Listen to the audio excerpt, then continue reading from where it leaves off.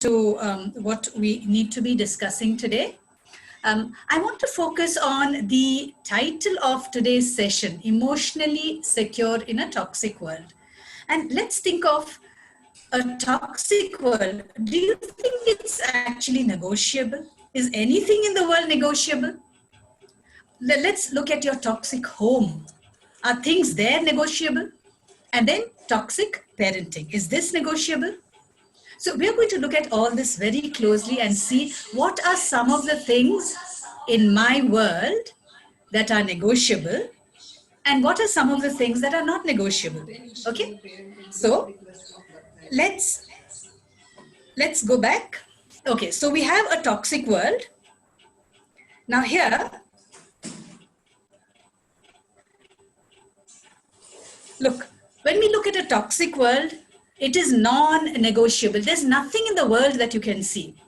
You can work on making your home a very loving, safe place. And you can work at making your parenting styles very, very loving. Okay? Now, if you have a toxic world, and added to that you have toxic homes, and added to that you have toxic parenting, look at the end result. You have a child so broken, so shattered, and so unable to do anything in life. I just want you to look at this picture in front of you. And I want you to just reflect on what are some of the things that we as parents may be doing. You see, we don't do it consciously. We don't do it deliberately, but we make mistakes. We make mistakes because we are also very tensed maybe, or we bring a lot of work-related stress home. And there are so many things out there making us so stressed out. But look at the end result. If you add a toxic home, if you had a toxic home and toxic parenting to a toxic world, you are going to have a broken child. So bear this in mind. Whereas, if you have a toxic world, which you cannot change, that is a reality. There's nothing you can do about a toxic world. But if you have an emotionally secure home, and if you're an awesome parent, look at the end result. You have this amazing, confident, resilient, fearless child ready to take on anything that life throws at him or her. And this really is what is going to be the focus of today's session. How you are going to get your child ready for a world that is not going to change. You need to make your child so strong that nothing is going to break your child. And that is in your hand. So you are going to make sure that your home is such an amazingly secure home. And your parenting styles should be non-toxic, non-hurtful. In no way, at least consciously, you're not going to hurt your child, because every hurt that the child experiences in a home becomes a tool to reduce the confidence and the resilience of a child. And confidence and resilience and empowerment are really the key to making your child very emotionally secure. Now, look at some of the non-negotiables in life. Look, you have your world. Now, what does the world comprise of? You have a society out there. You live in a society. We are all social human beings, unless we decide to go and live in a jungle. And that society that you live in is not going to change. It is a non-negotiable. There are friends and peers that your child is going to associate with. You can't control them. They are part of the child's life. They mold a child. Society molds your child. Friends and peers mold your child. You have relatives. They are non-negotiable. Again, that is something you have to accept. Your workplace. Tomorrow your child is going to go out to a workplace that may not be a comfortable workplace. There's going to be stress there. Again, non-negotiable. There is social media, perhaps one of the most toxic things that we have today. You cannot control social media. It has become a part of our lives. Now, the only thing you can do is educate your child. Then you have the educational environment, you have the school environment, and you have the college environment. There is so much your child is going to be exposed to in this environment. Again, you cannot negotiate that. So look at the things that are out of your control. All this is out of your control. So your child is going to be affected by so much of negativity that is out there, and there's nothing much you can do about it. But what you can do is you can negotiate two things. One is parental behavior. That is very much in your hands as a parent. That is something you can be careful about. The second thing that you can be very careful about is the home environment. And if you make sure that your home environment is a very loving, secure, safe environment, then your child is always going to feel a sense of security. If your behavior as a parent is a very secure, loving behavior, again, your child is going to grow up to be very, very secure. So this is what we are going to be looking at. And we are going to discuss some of the things that perhaps may not be acceptable, may not be good for your child, and what really is good for your child, and what you need to be doing. Okay, now let's look at what an emotionally secure child is. Okay, let's look at each one of those characteristics there. Now, the first thing that an emotionally secure child feels is very, very loved and protected. And for that, you as a parent, you need to be constantly aware of ways in which perhaps you may not be as protective as you need to be. And we'll be looking at this. Look, as parents, we want to protect our child. We want to make sure that nothing hurts the child.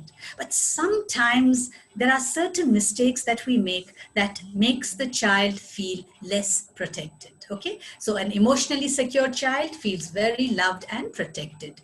Second, they have high confidence and very high self-esteem.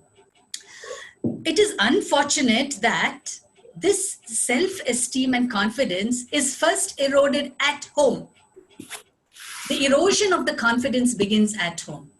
Then an emotionally secure child is very empowered. Now, I cannot stress how important this empowerment of a child is. We're going to look at this in detail. When you empower a child, you need to empower a child physically, mentally, emotionally, socially.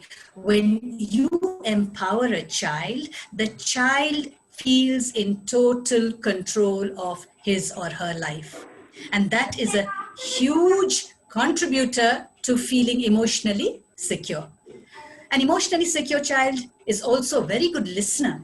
You see, when they are with people, they give themselves to people. They are not distracted by worrisome thoughts or, that niggling inner dialogue that takes place when you're not really feeling an inner well-being. These children don't have that. So because of that, they're very good listeners, okay? Another amazing thing about them is they know how to communicate their feelings because parents have trained them to express feelings, both positive as well as negative. Now, this is very important. A human being needs to know how to communicate feelings.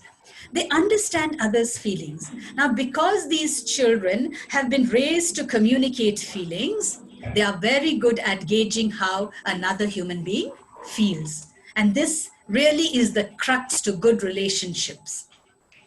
They are not afraid to say no. They are not people pleasers. Now, one of the reasons we often get into a lot of trouble with our relationships is because we are afraid to say no. We are afraid people will be displeased. So we get ourselves into situations where we are uncomfortable, and that makes way for a lot of stress in life. So these children are not afraid to say no because they know exactly what makes them comfortable and what makes them uncomfortable. They set boundaries and respect others' boundaries. Now, this is very, very important in life. You need to know how far you are going to let another human being, I won't say take advantage of you, but maybe intrude into boundaries that you have set. All of us have personal boundaries, and we should know how to protect it. And these people are very good at protecting their personal boundaries.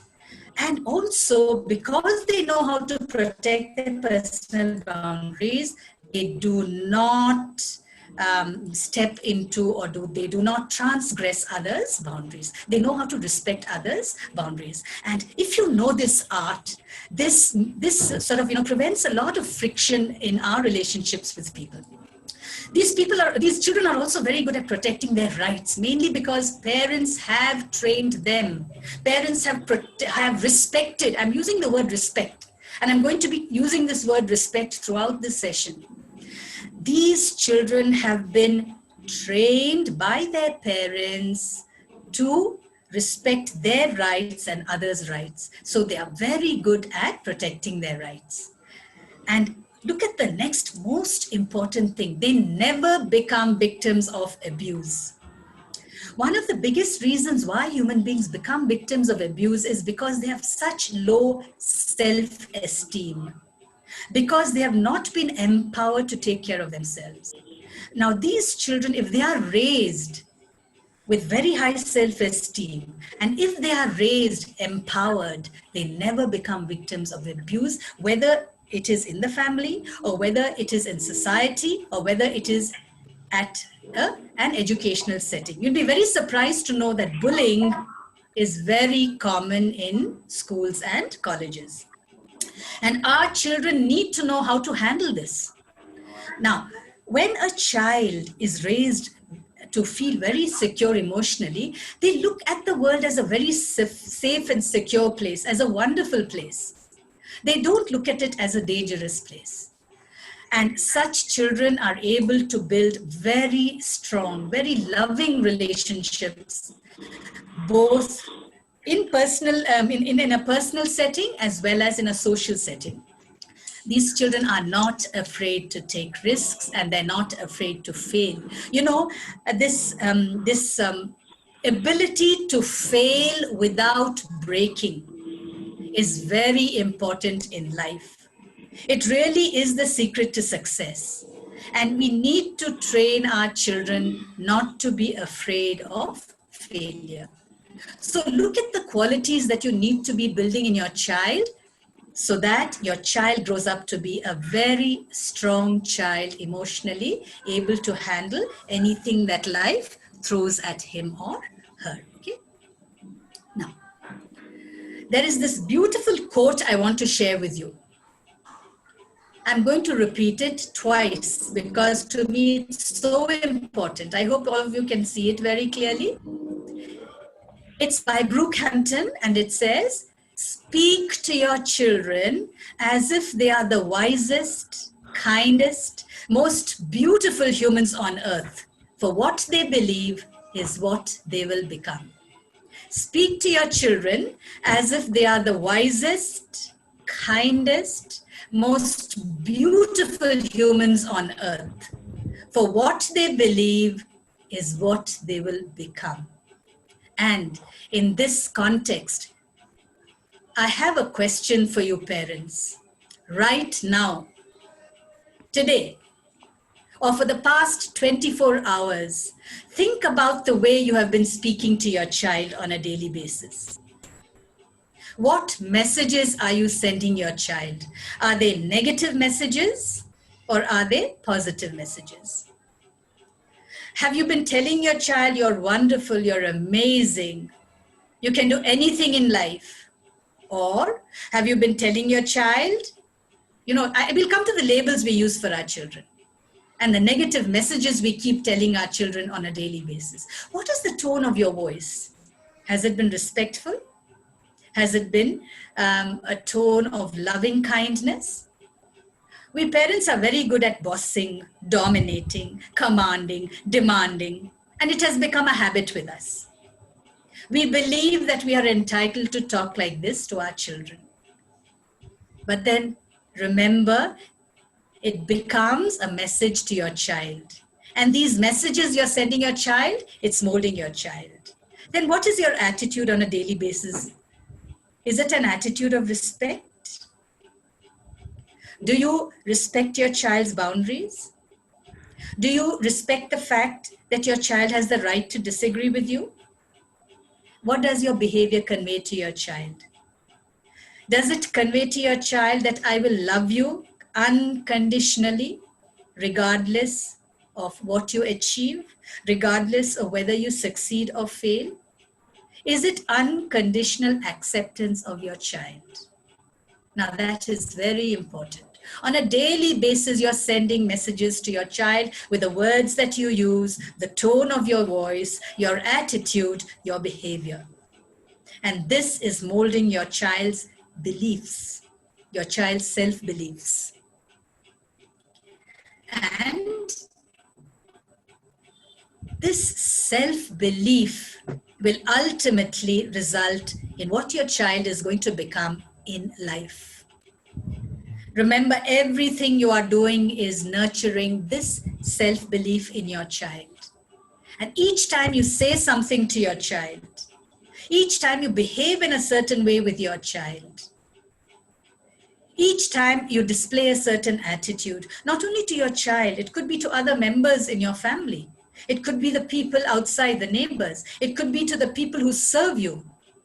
It could be to people in society. What is the message you're sending your child? Is it positive and empowering, or is it negative and disempowering? Remember, let's go back to what I showed you earlier. You need to send across very empowering messages to your child, because the child is absorbing these messages, and a certain image is forming in the child, a self-image is forming in the child. And your messages are molding this image that the child is building of himself or herself, which will ultimately become the person that this child is going to become as an adult. Okay? Now, there are two things that happen in a house. Okay? One is emotional neglect.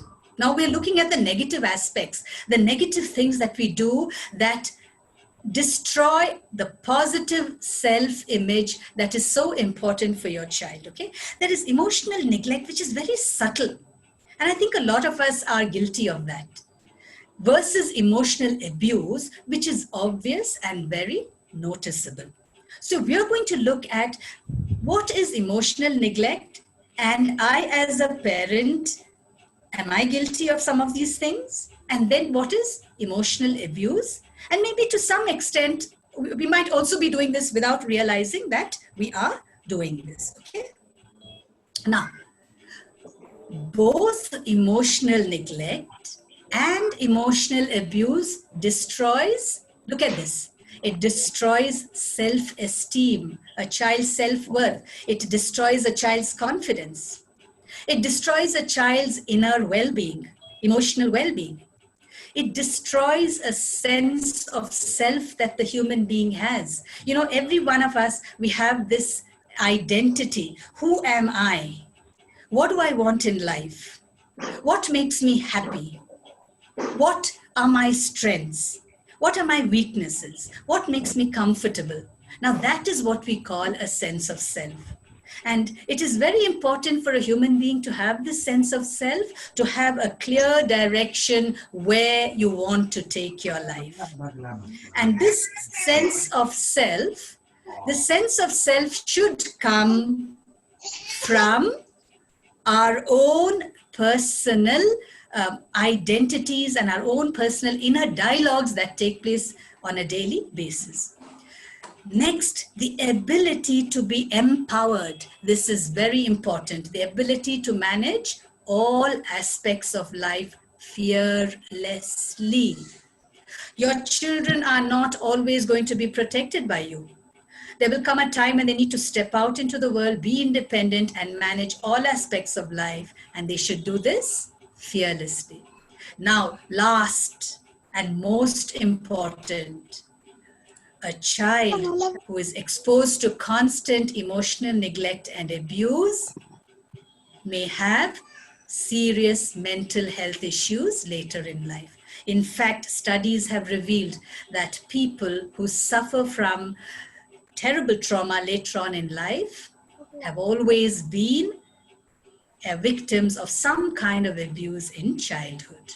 So remember, when a child is exposed to emotional neglect and emotional abuse in childhood, so many things are destroyed and prevents this child from actually becoming a completely fulfilled human being. You know, we are all born to be very fulfilled human beings. We need to be fulfilled human beings, living life joyfully and with a sense of peace and happiness. But that doesn't happen when a child is not emotionally secure.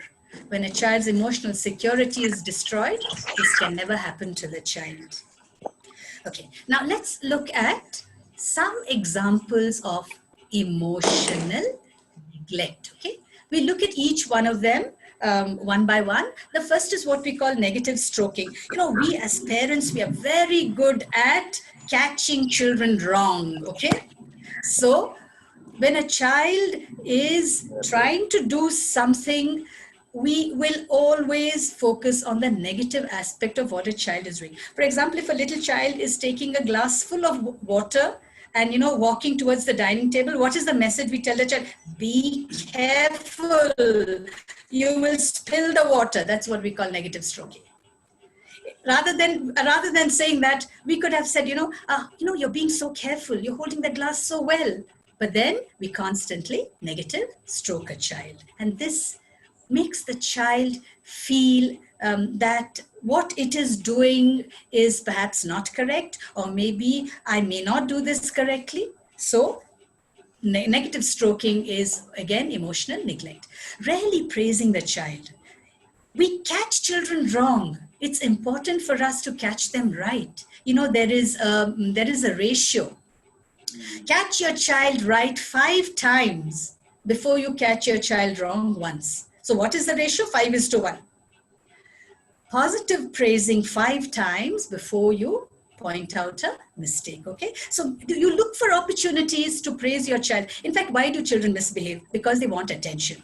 Now, when you don't praise a child for good work done, then the child will seek your attention by doing something negative. Now, that you need to be a little careful about. If you constantly notice a child doing something right, immediately praise it. You know, I've noticed that you have been playing very quietly today. Good job, good child, keep it up.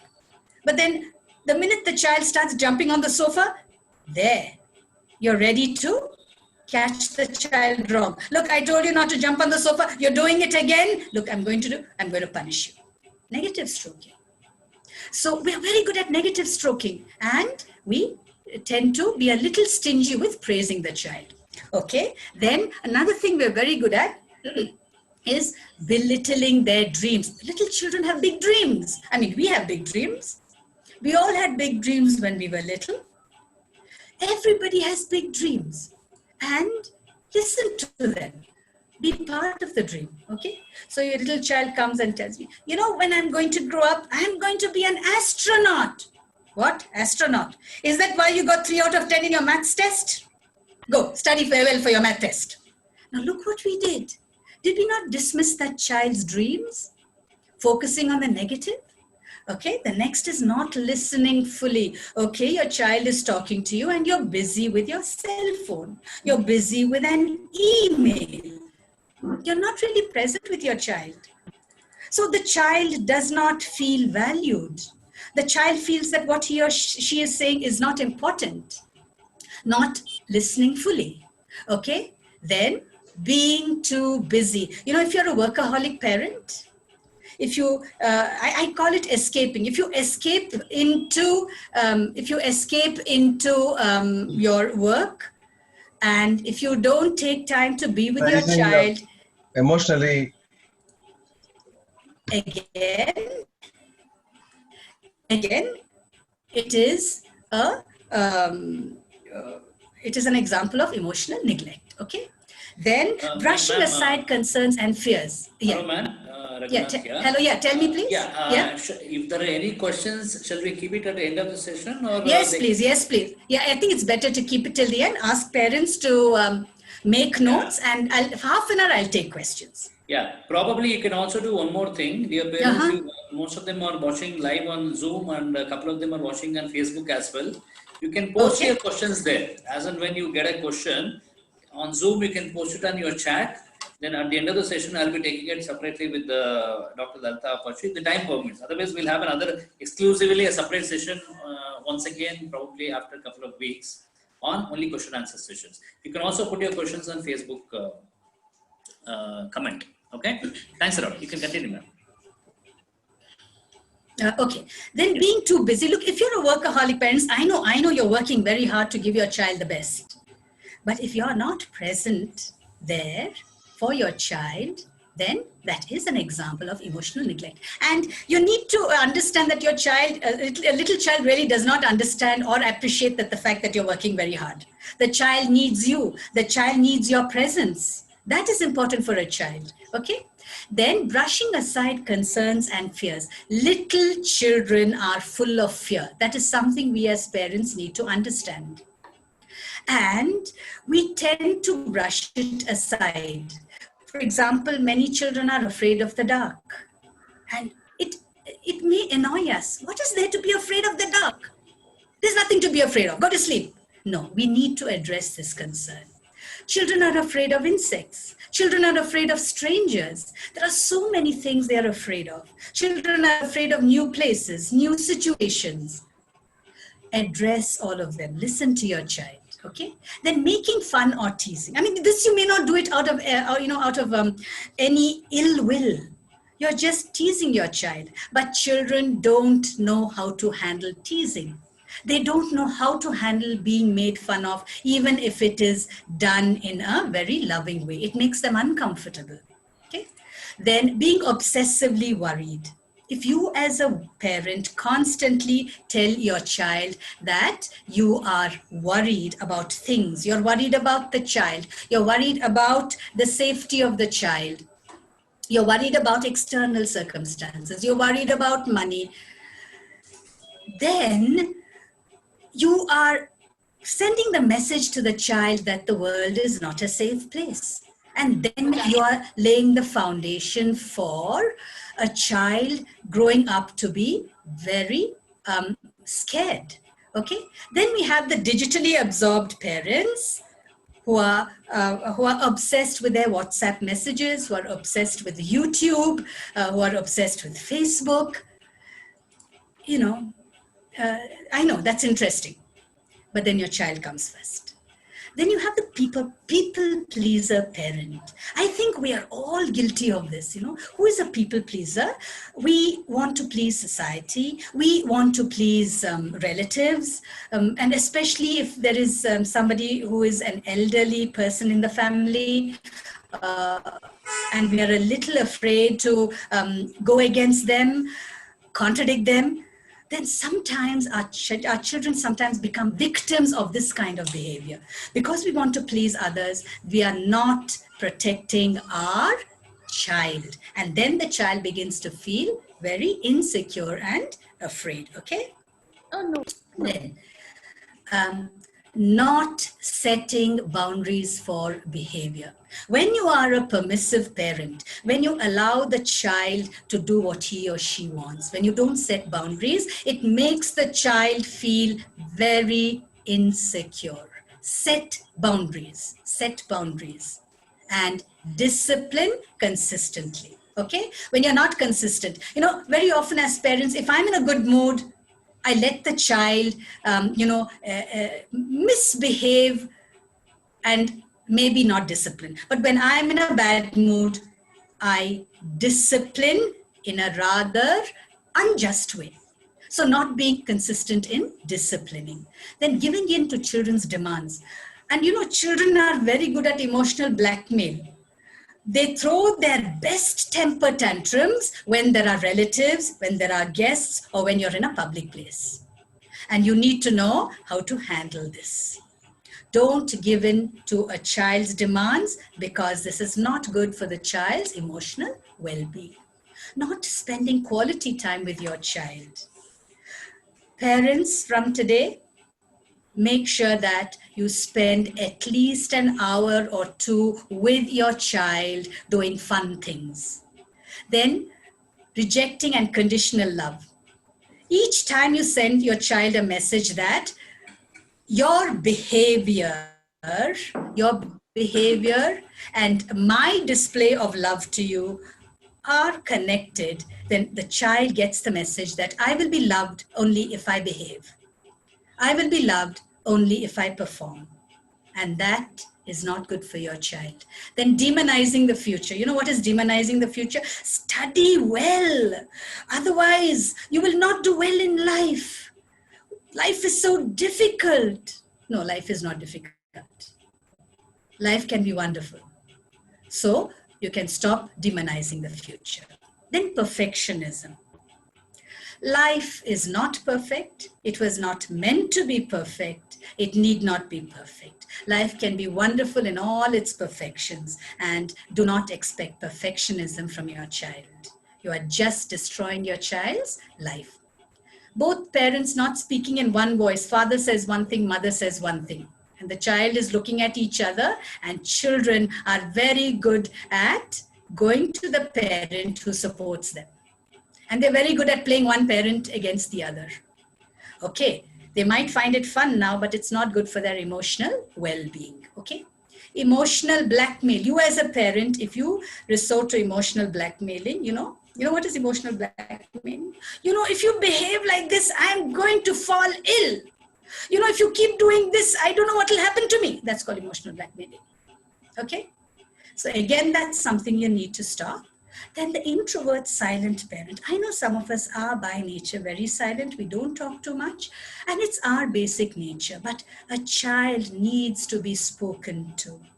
A child needs to have you share things with him or her. A child wants you to communicate. And even if you're an introvert silent parent, please make an exception for your child. It is important for you to talk to your child. And then we have the socializing party animal parent, where the parties, the going out, constantly inviting people over is not very good for your child. Yes, you need to socialize. You need to be with people. Your child needs to be with people. But again, there is a limit to this. It is not emotionally good for your child.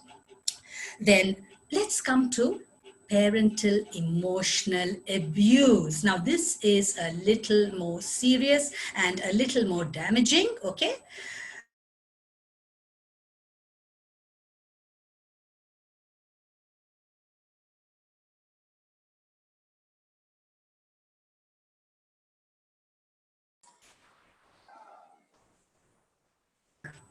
Hello?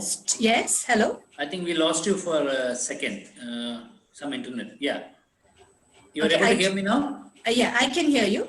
Yeah. We just lost you for about 2-3 seconds. That's it. Okay, what is it that you want me to No. Just go on. repeat? Just go on. I don't know whether it is my internet issue or yours. Probably we lost you for Okay. 2-3 seconds. So then we come to labeling and humiliating. The kind of labels we give our children: stubborn. Now, there's a saying in English: you label your child and your child will prove the label. So if you're going to call your child stubborn, if you're going to call your child lazy, your child is going to prove that.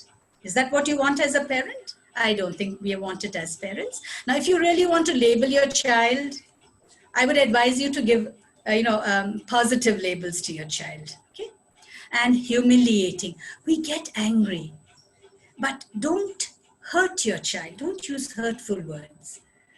Convey your anger in words that don't hurt your child. Comparing. Now, your neighbor's child is very different from your child. It's perfectly okay if your neighbor's child has scored 95 out of 100. Your child need not score 95 out of 100. You cannot compare an orange with an apple. Your child has his or her own strengths. You build on those. You focus on those. And every child is a wonderful child. And do not get hurt if you find that there are family members who could be comparing your child. You be your child's source of strength. You do not compare your child to another sibling. One sibling may have qualities that the other sibling does not have. So it is very unfair to compare your child.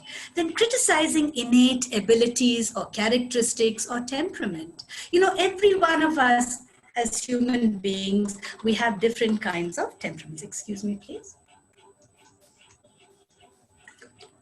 And every child is different. Now, if you are going to be criticizing because your child has a certain kind of a temperament, you're not being fair to your child. Some children are by nature very sensitive. By nature, some children are very calm. That is the child's temperament. By nature, some children are very shy. You need to accept your child just as he or she is. Don't criticize that. Then insisting that children conform. You see, when you force a child to not go against societal norms, when you force a child to do something just because you want to please society, that is very destroying to a child. And then harping on past mistakes. We all make mistakes. Now, if you're going to constantly focus on the mistakes that a child has done, maybe a day ago, 1 week ago, 1 month ago, then that doesn't allow a child to get along in life. Then living and planning your child's lives and careers. I know parents, you want the best for your child, you want the best jobs. But that doesn't mean that every child has to become an engineer or a doctor or any other, job that you think is the dream job. And your idea of a dream job may not be your child's idea of a dream job or a dream life. And the world outside today is a beautiful place. It's a huge world with amazing opportunities. And let your child explore. Then judging the child's intellectual capacity on performance or percentage scored. Academics is not everything. In fact, I could give you hundreds of examples of people who did not do very well academically, but are doing amazingly well in life. We have musicians, we have artists, we have sports persons. I won't name names, you'll all know them. They are so well known. And yet they have achieved so much in life. Now, they achieved so much because they had such loving, such supportive families. Such an amazing set of parents who told them that they can do anything in life. And that is what you need to be doing as a parent. You be the support. You be the rock on which your child can build this wonderful life that is waiting for your child. Then, demanding blind obedience, dominating your child. Parents who are dominating destroy children in ways that they are not even aware of. Such children can never thrive in life, okay? Then speaking down to your child, just be aware of the way we talk to our child. We demand, we command, we threaten. We want them to do what we want them to do. Disciplining in ways that are demeaning. Disciplining is important for your child, but don't do it in a way that destroys your child's self-esteem. Don't do it in a way to humiliate your child. When you discipline, the action should be corrective. It should correct the behavior. And when you humiliate your child, when the child feels demeaned, it does not correct the behavior. You just have an angry human being. You are left with an angry human being who does not know how to correct that behavior. So when you find your child misbehaving, focus on giving your child strategies to correct that behavior. Don't demean the child. When you're disciplining, don't demean the child. The silent treatment or ignoring. Now, this is a very common treatment that a lot of parents have. When a child misbehaves, you just don't talk to the child. You ignore the child. Do you think your child understands?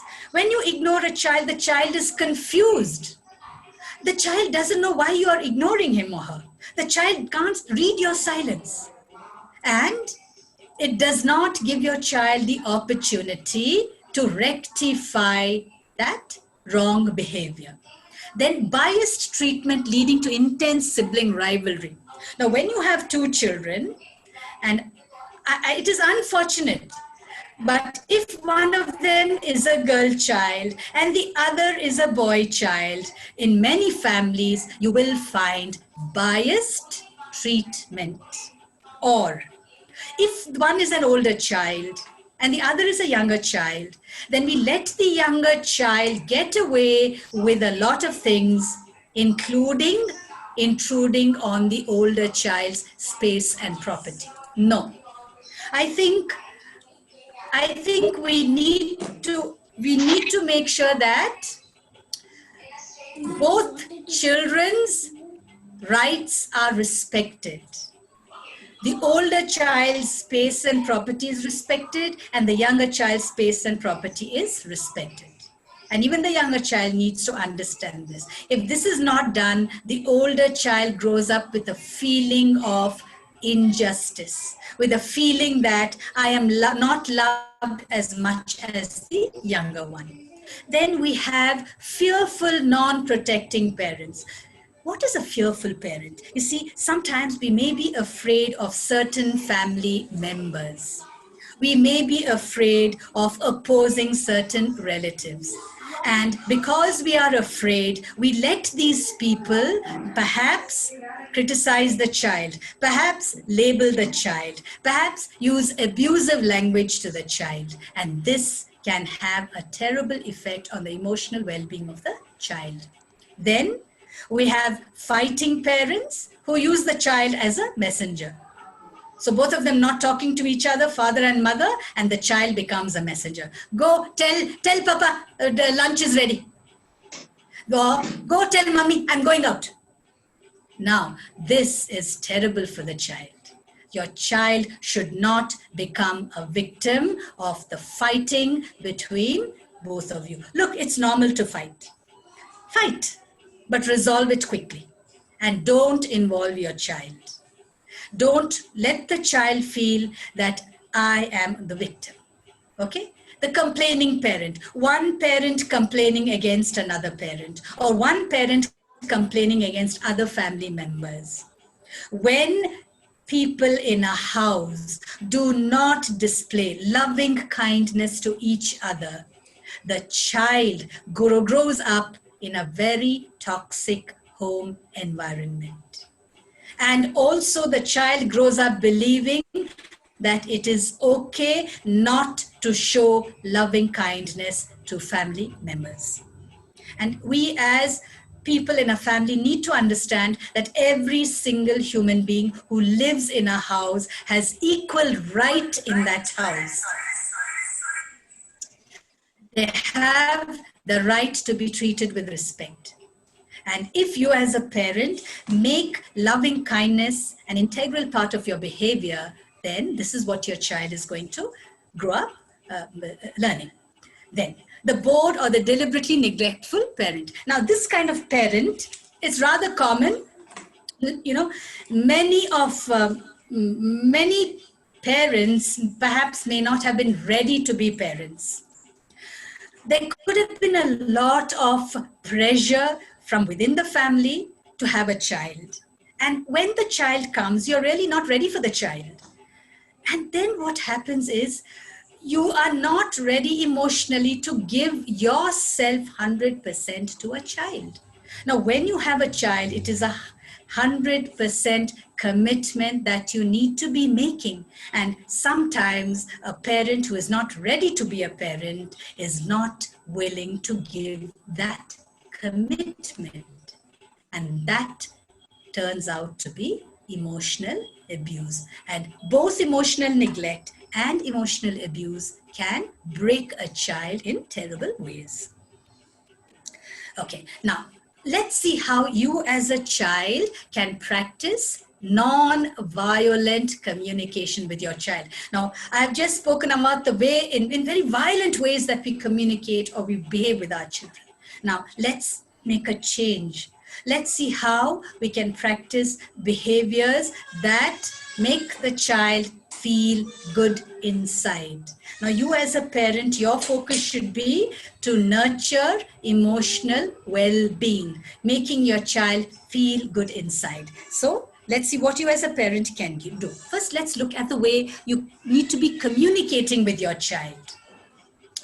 When you are with your child, be fully present. Listen fully. Cut out all distractions and be present with your child fully. You know, when you're with your child, especially when you're with a very small child, make sure that you make eye contact. Make sure that your child is face to face with you. So you could kneel down, or you could have the child stand up when you are sitting on a sofa. Have the child stand up so that your eye and your child's eye are at an equal, it is, you're eye to eye with your child. Cut out all distractions. Put your mobile phone aside. Put your laptop aside. Switch off the TV and be totally present when you're talking to your child. When you do this, what is the message that you send out to your child? You are important to me. I value this conversation I'm having with you. For me, what you're saying is very important, okay? Avoid untrue statements and accusations said out of anger. You know, when we get angry, we often lose control of the things that we say. We do get angry as parents. It's very normal. But then we need to be careful not to say untrue statements to the child out of anger. Then make conversations places of comfort and not a CBI routine. You know, sitting with your child and allowing your child to feel very comfortable talking to you about anything and everything. You know, when a child is young, the child really is not afraid to talk about anything and everything. But as the years pass, what the child is doing is it is constantly observing your reactions. And when it realizes that when certain topics are spoken about, and when you start maybe criticizing the child, or maybe scolding the child, or maybe telling the child that, no, don't say this, then the child stops talking to you about these things. That doesn't mean that the child stops completely. Maybe the child could be talking to other people about this.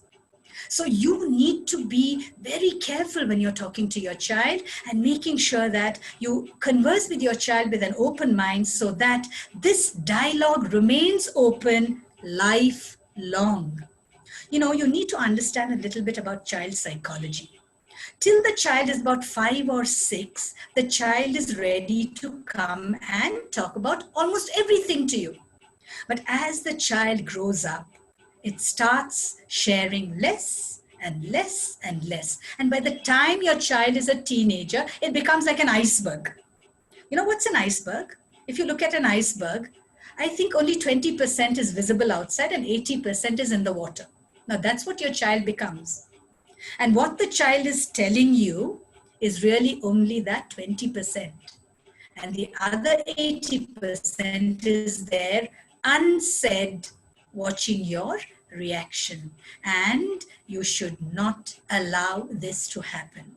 Make sure that your communication with your child is very comfortable, very open, lifelong. Then be open and honest as possible with them about everything. You know, as parents, you often go through very stressful times. You have your own issues to deal with. It's okay to discuss it with children if you think it is discussable. I mean, if I'm using the right word. If you think it is something I can discuss with my child, discuss it.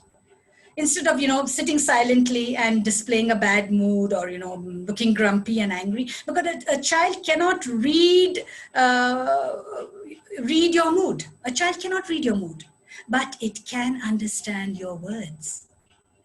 So it's important for you to share things with your child. Share things that make you happy. Share things that are troubling you. Share things that maybe could be stress factors. And then the child understands that, you see, I'm not the cause of this. I'm not the cause of the anger. I'm not the cause of the worry. Otherwise, the child will take this on himself or her, and he or she may think that, perhaps I'm the cause of this bad mood that my parent is displaying. Now, reading between the lines is so important. Children have a way of telling you something without directly telling you. They'll tell you half a story or maybe 1/10 of a story. And for example, they'll say, Daddy, I and my friend, we walked and, we just went out and we looked at that pub and we stood outside and there you explode. What? You went to a pub, you stood outside. If you ever go into a pub, I'll do something to you. And that's the end of the story. Who knows whether your child has gone into a pub? Or, my friend, he was showing me one picture and, it was not a very nice picture. What did your friend show you? No, nothing. The story has ended. What have you got as a parent? Nothing. Don't overreact. Let your child tell you what he or she has to tell you, even though you might not agree or even though you might find it inappropriate. Listen. When you listen, you get the whole picture. Don't interrupt children when they're trying to tell you something. You see, when a child talks, it may be important for the child. It may not be important for you, but for a child, it's important. Listen and don't interrupt. When you interrupt, the message you're sending your child is, what you're saying is not important.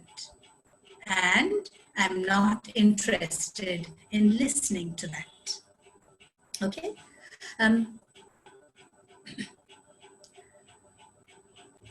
Ask their opinion on something that's important to you and them. When you live in a house, as family members, it's very good to take shared decisions. Make sure that everybody is allowed to share their opinion and you'll take shared decisions. It makes everybody feel important. It makes people feel that they belong in that house.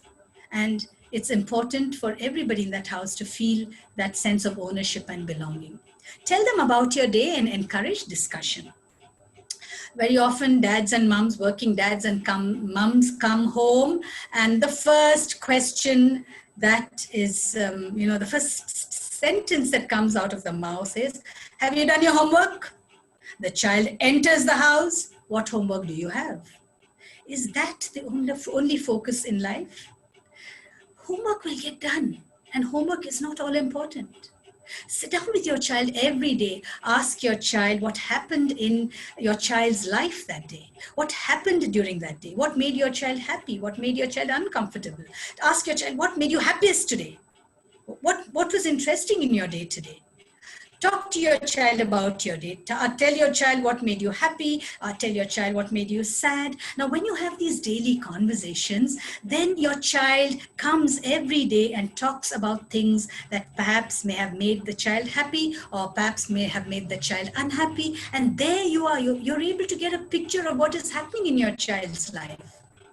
And then your child finds you to be a person that, with whom he or she can share things, step into their world for a bit and get to learn what they like. Really, really understand your child. Understand your child's world. Understand what is happening in your child's life, their likes, their dislikes. That's very important. And express your opinions without putting down theirs.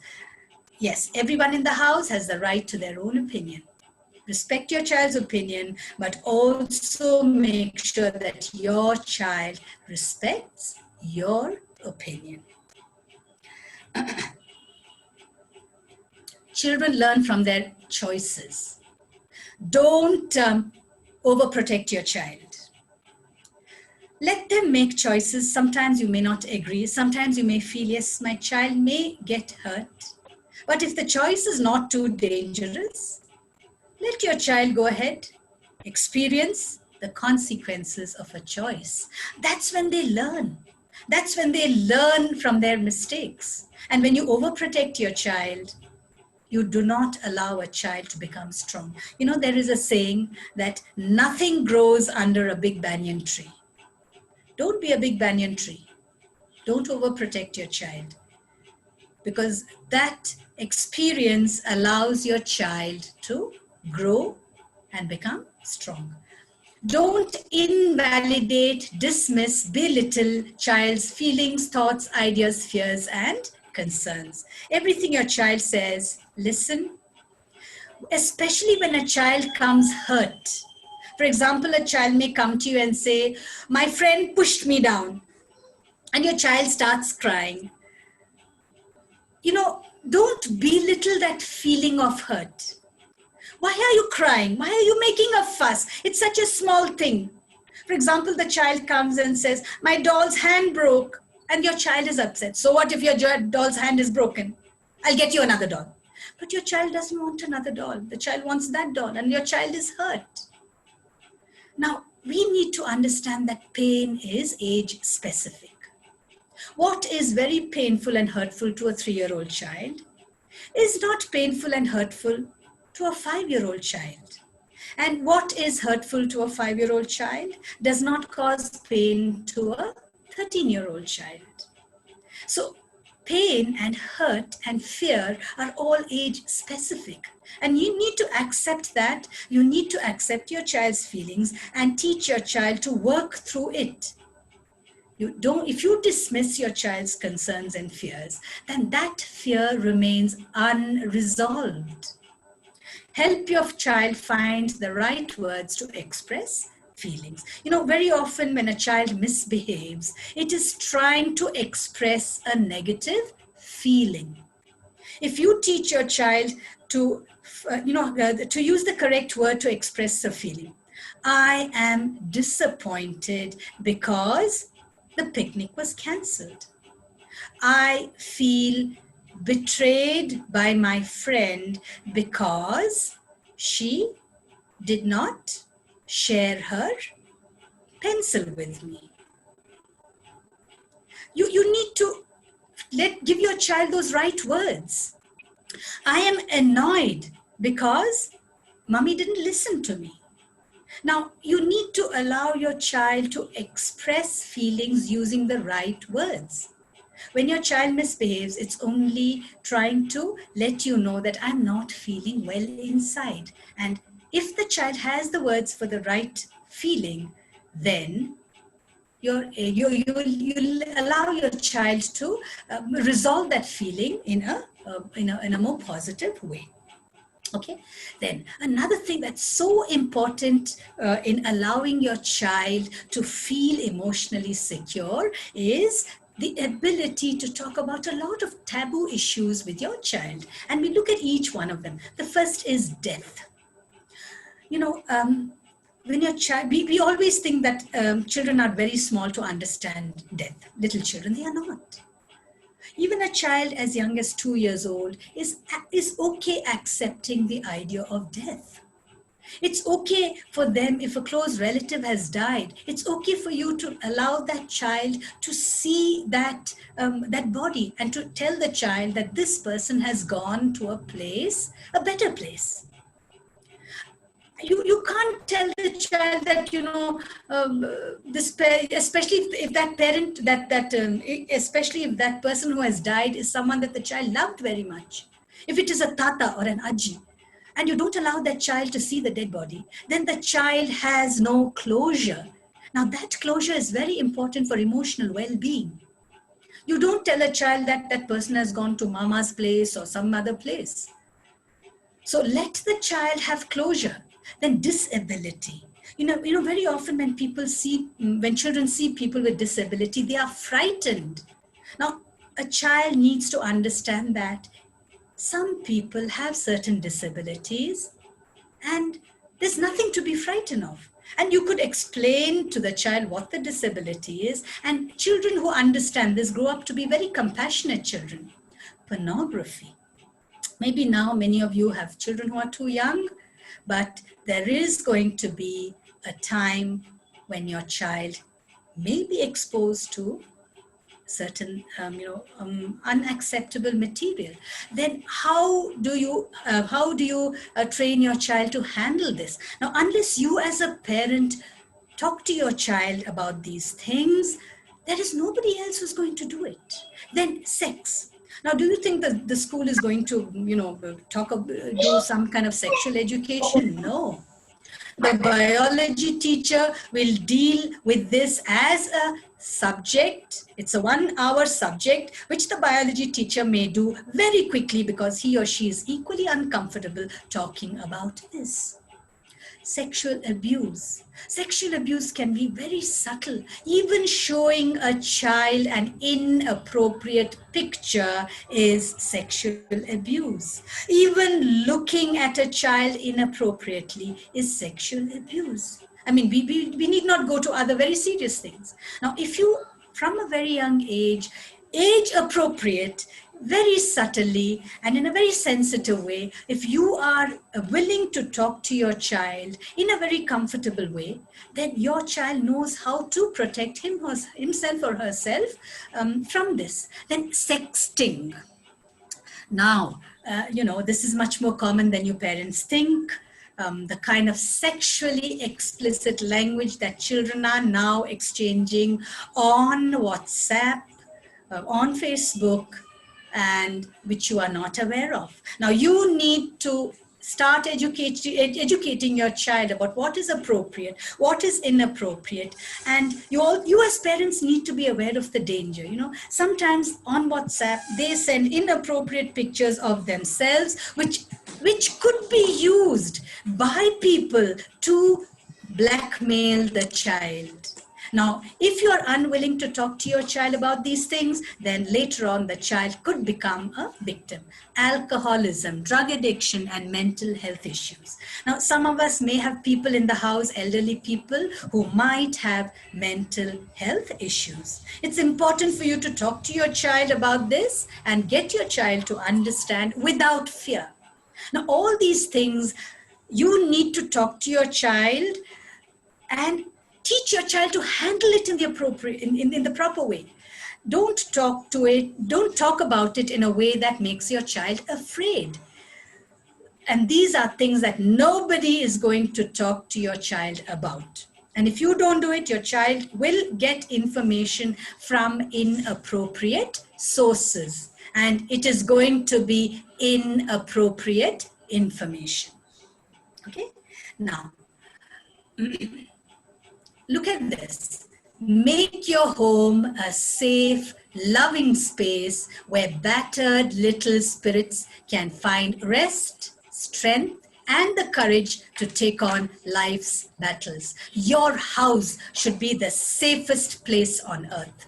Your child should tell himself or herself, no, when I go back home, there is love, there is security, and I know I'm going to find a solution to this problem. To whatever problem or whatever issue I'm facing in life, I know I can go back home and there's going to be security and strength, okay? Don't transform your home into one more battlefield. Please, parents, please don't make your home another battlefield for the child. The world is enough of a battlefield. Your home should be absolutely wonderful, absolutely safe and secure, where the child finds a peaceful haven and somewhere where he or she can rest before taking on life's other battles. Now, let's look at the emotionally safe home. Let's look at the emotionally safe home. First, it's free of negative criticism, humiliation, shame, and uncalled for blame. This is in your hands as a parent. Make sure that your home is free of shame, blame, and humiliation. Excessive control by others. No one in the house should bully, dominate, or excessively control anybody else in the house. Every house should have very reasonable rules and routines and mandatorily followed by every single member in the house. Sense of ownership and belonging. When shared decisions are taken, when everybody's opinion matters, there is a sense of ownership and belonging. Appreciation for tasks well done. Well, this doesn't only apply to children. Mothers out there, make sure that you get appreciation for the food that is cooked well. And make sure fathers also get appreciation for all the love and care that you'll give the child. So when we talk about appreciation for tasks well done, this does not only apply to children, it applies to every single member in the house.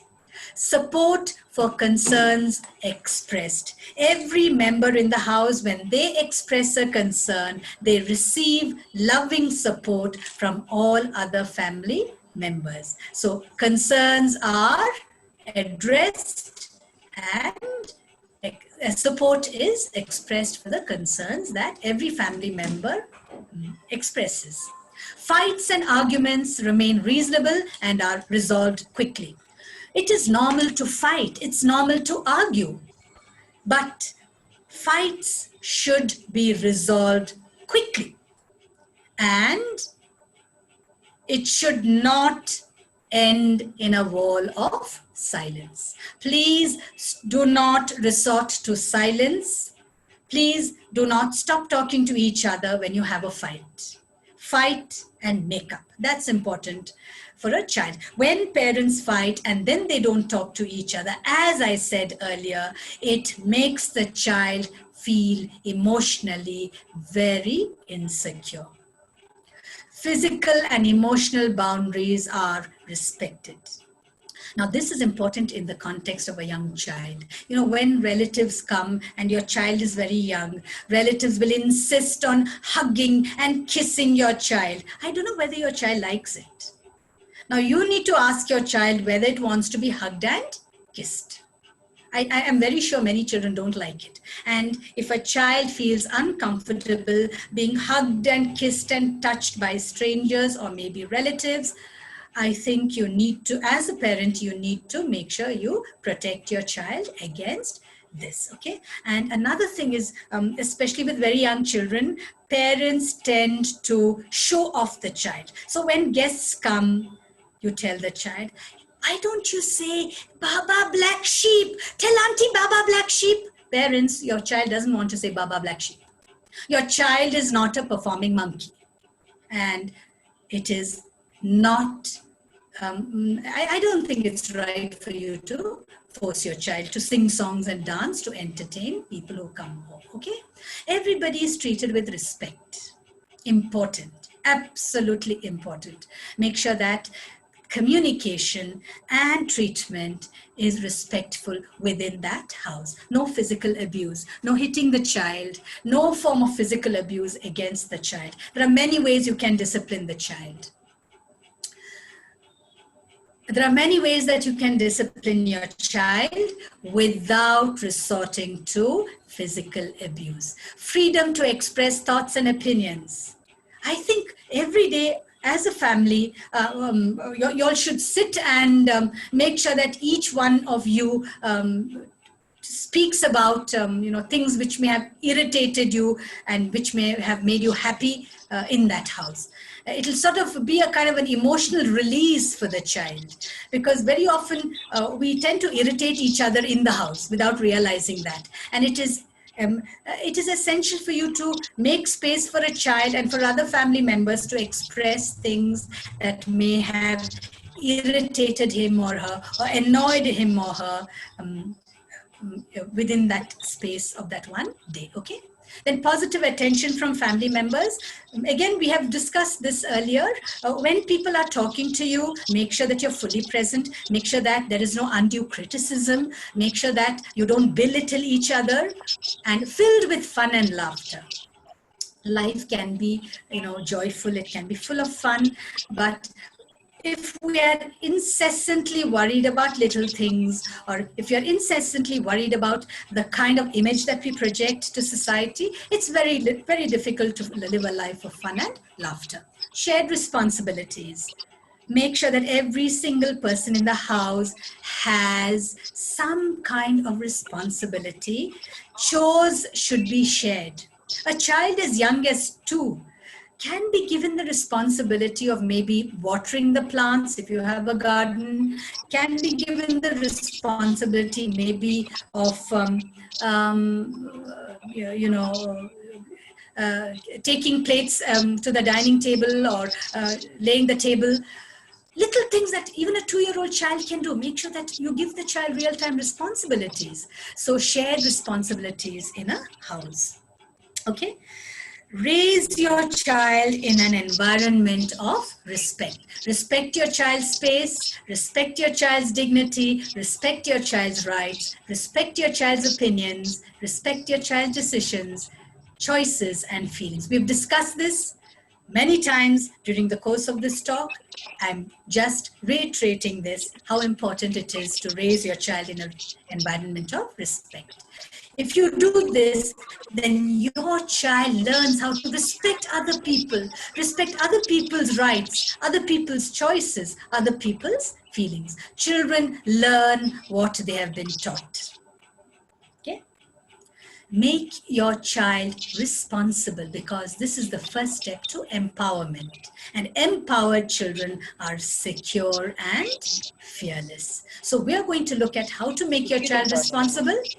And then we are going to look at how to make your child empowered. Okay? Now, trust your child and entrust your child with real-time responsibilities. Now, this is very important as your child grows up. As your child is growing up, you need to give your child real-time responsibilities. Once your child is about 10 or 11 or 12, train your child to go and do some bit of bank work, or train your child to go and perhaps pay bills, even if it is paying bills online. Train your child how to pay bills online. Go and train your child to take up some of the household responsibilities. You need to start doing this from a very young age. Keep your child in the loop about household finances. Now, your children need to know how the money that comes in, how it is spent. Your child needs to know how much of it goes towards managing the house, managing their maybe school or college fees, managing things that go maybe for medical expenses if there is somebody who's sick in the house. Now, when a child is kept in the loop about finances, then the child knows that money does not grow on trees, knows that there is a limited amount of money and it has to be spent in a certain way. Teach your child to manage money sensibly. Now, it's a good idea to give your child some amount of pocket money and tell your child that he or she has to manage personal expenses with the money given. Now, when a child is given money and told to manage personal expenses, your child will learn to prioritize and your child will learn to save. And this is an important thing that children need to learn from a very young age. Entrust your children with regular household chores, already discussed. Involve your child in the greeting and caring of guests who come home. Now, very often when guests come, we tend to ignore the child in the house. From a very young age, even as young as 2 or 3, involve your child in the greeting and caring of guests. Let your child greet the guests. Let your child serve something to the guests who come. Make your child sit with you. But instead, what do we say? Go play with your toy. Keep quiet. Sit quietly. Now, why is your child misbehaving when the guests come home? Because your child feels neglected. Because your child feels ignored. Now, if you involve your child completely in the greeting and caring of guests, your child will not misbehave. Now, it's important for you to praise your child in front of others, especially if the child is if the person is a very important family member. Now, if it is a grandmother or grandfather, then you could say, you know what, XYZ, you know what my child did today? You know how well he cut the vegetables for me. Now, a child as young as 7 or 8 can actually help you cut vegetables. So you can tell a grandmother or a grandfather or the father or an uncle or a neighbor, how well he or she cut the vegetables. Yes, he also should be involved in cutting vegetables, not just she. Parents, raise your boy child and your girl child equally. Make sure that your girl child can do what your boy child can do, is given the same kind of chores in the house, and is able to manage life. Your boy child should know how to cook, and your girl child should know how to change a car tire. That is important. Mistakes happen. Don't harp on them. Correct your child. Teach your child how to do things the correct way. As I said earlier, don't keep on harping on past mistakes. Make your child resilient. That's very important. The secret to raising resilient children, emotionally secure children, is to empower them. You need to empower your child physically, mentally, emotionally, and spiritually. Okay? What is empowerment? Now, it is becoming strong and confident and having complete control over all aspects of life. I can manage my life in every way, and I can also protect my rights. Now, if you can manage all aspects of your life, you can also protect your rights. Okay? And what is disempowerment? When the child feels weak and helpless, when the child is not confident or has very low self-esteem, does not have control over aspects of life, and is unable to protect his or her rights. Okay? This is when the child becomes disempowered. And unfortunately, this feeling of weakness and helplessness begins at home when the child becomes a victim either of emotional neglect or emotional abuse, which we have discussed earlier. Okay, let's look at first what is physical empowerment. One, the ability to do one's own physical work.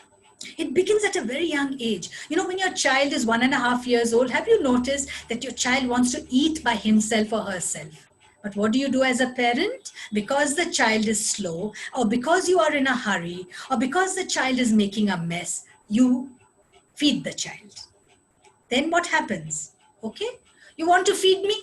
I'm not going to feed myself. The child wants to wear his or her own shoe, but because the child is not doing it properly, you as a parent intervene. Okay, you want to put on my shoe, you put it on. I'm not going to wear my shoe. The same thing happens all the time. When you take over, because you feel that the child is going to make a mistake, or because you feel something has not been done appropriately, then the child lets go and lets you do it. And that is the first step in disempowerment. And then it becomes a habit, allowing parents to do things that the child should be doing. So let the child start doing things from a very young age, beginning with making his or her own bed. Yes, it's important. Making that bed. Don't make your child's bed. Let your child make that bed. Even a child as young as 3 can be taught how to make his or her own bed.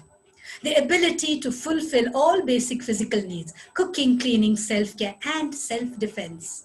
The ability to defend oneself physically, that's very important.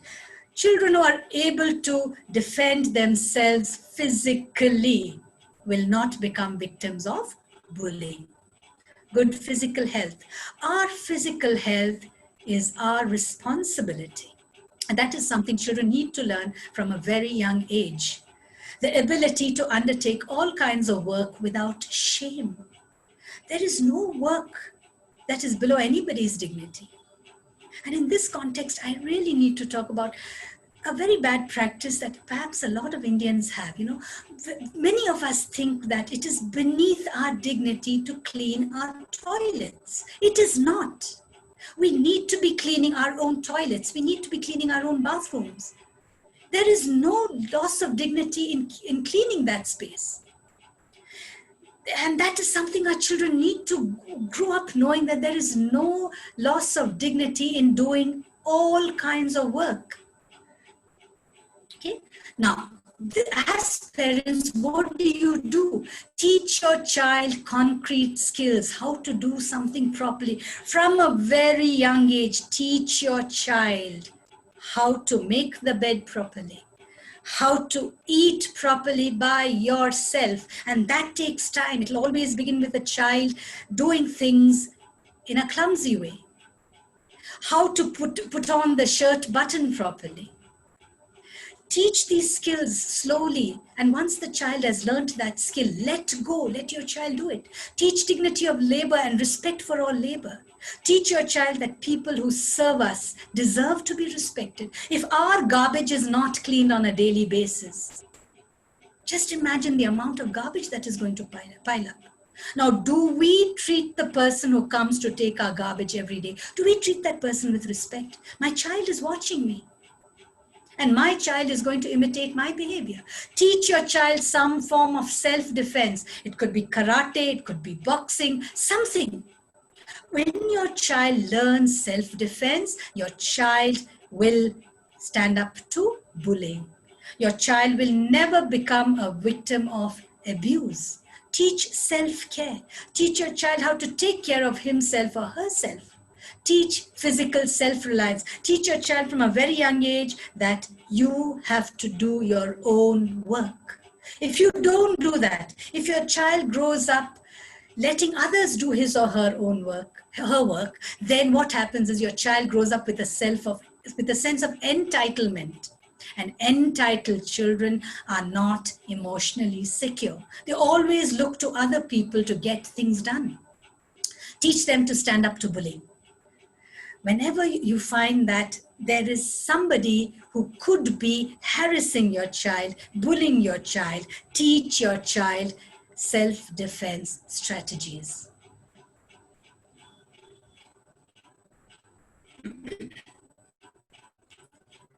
Then, empower your child mentally. What is that? The ability to take well thought out decisions. Now, this can come about only when you sit with your child and talk things over.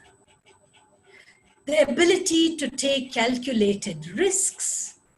The ability to make independent choices. Now, your child needs to know that if I make this choice, what is the consequence?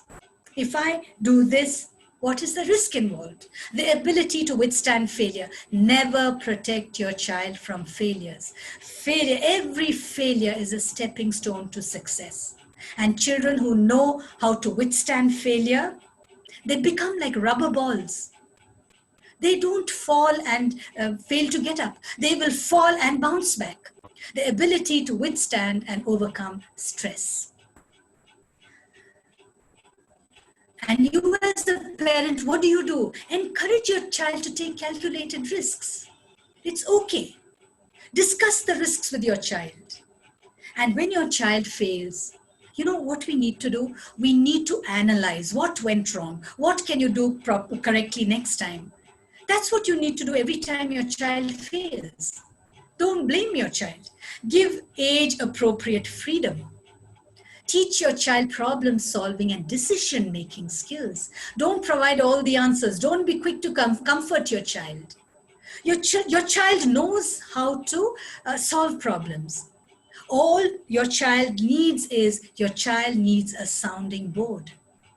Your child needs to discuss things with you. Let your child make mistakes. Set limits in ways that promote self-discipline and self-worth. Remember, I told you earlier, when you do not set boundaries, the child becomes insecure. So you need to set limits, but make sure that these limits are very reasonable limits and they promote self-discipline and a sense of self-worth. Okay? Then, help your child recognize that mistakes are experiences from which they can learn. Help them to identify and build upon their strengths. Now, look, your child cannot be good at everything. So when a child comes and says, my friend came first in the running race and I did not win a prize, your child needs to understand perhaps that running is not his or her strength. And you need to identify what is your child's strength and teach your child to build upon that strength. And when a child identifies that strength and builds on it, that is when a child knows how to succeed. Be flexible in your thinking and in your approach. Don't be rigid. Encourage optimism. You as a parent should always be optimistic, and your child will pick up that sense of optimism from you. Now, if you're a pessimistic parent, now if you're a parent who is very worried, or if you're a parent who demonizes the future, now that is not going to make your child mentally strong. That is going to disempower your child. And again, I can't stress the importance of teaching your child there is no shame in failure. There is no shame in failure. The shame is in not getting up, not bouncing back. Then, how do you empower your child emotionally? Okay, what is emotional empowerment? It is the ability to manage your emotions and to have self-control, the ability to meet personal and emotional needs, the ability to express your feelings, both negative and positive, the ability to be empathetic to others' emotional distress, and the ability to meet others' emotional needs.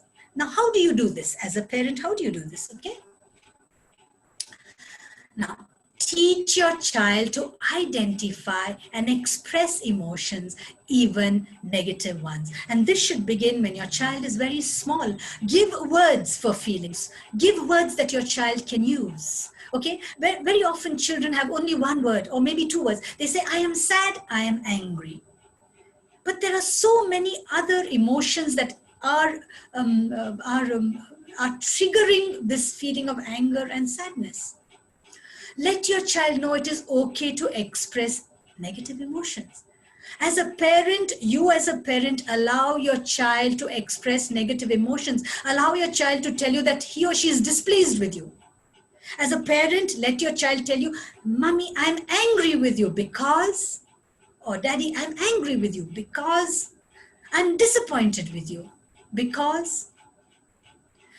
That is very important for a child, to be able to express negative emotions, because when a child is able to express negative emotions, it is very cathartic. What do you mean by cathartic? It allows the release of those negative emotions. Whereas when a child cannot express, then it remains inside and then causes a lot of emotional problems later on. Teach them it is okay to say no. It is the power of consent. So if a child is uncomfortable being hugged, being touched, being kissed, then the child has the right to say, no, don't hug me, don't kiss me, I don't like it. If the child doesn't want its property touched, it's okay to say no, don't touch my toys. Now, it is important for you to teach your child that it's okay to say no. Teach them empathy and kindness. And this cannot be taught unless you as a parent demonstrate this. And it begins with the family. Within the family, you as a parent, do you demonstrate loving kindness to all family members? That is when a child learns empathy and kindness. Make your child feel good about themselves. Now, this can come about only when you send out positive messages to the child on a daily basis. When you make the child feel good, don't accommodate every need. Learn to say no. Say no to your child, but give a reason why you're saying no. Don't say no to every need. It's not good for your child. Then help them manage emotions. Okay, you know, in every house, I think there should be an emotional corner where the child goes and manages emotions. When a child is upset, there should be some corner where the child goes and cools down and and then comes back. Or maybe you tell your child, okay, let's talk about how you're feeling. Let's talk about how to make you feel better. Rather than snubbing the child. When a child is crying, sometimes it irritates us and we say, keep quiet. Now that doesn't help a child manage emotions. Model resilience. Be a calm and consistent parent yourself. Now, if the child sees you as a stressed out parent, or an unhappy parent, or a complaining parent, or an irritated parent, then you're not modeling resiliency. And don't overpraise. Oh, you're amazing, you're wonderful. No, overpraise doesn't allow a child to understand what that praise is for. Please be very specific in praising your child. Tell your child why you're praising your child.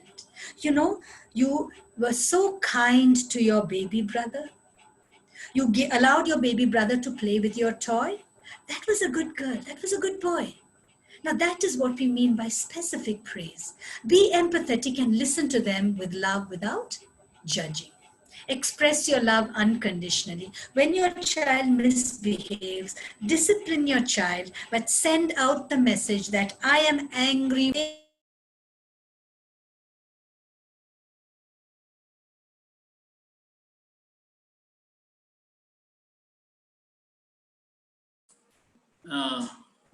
Hello. Hello, Dr. Lalitha. Can you hear me? Lalitha ji, Yeah.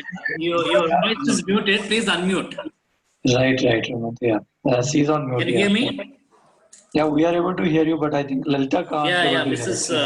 Dr. Lalitha, can you hear us? Okay, can you hear me now? Yeah. You just unmute yourself. Okay. Yes, on the laptop. Yeah, Okay. now we can hear. Yeah, go ahead.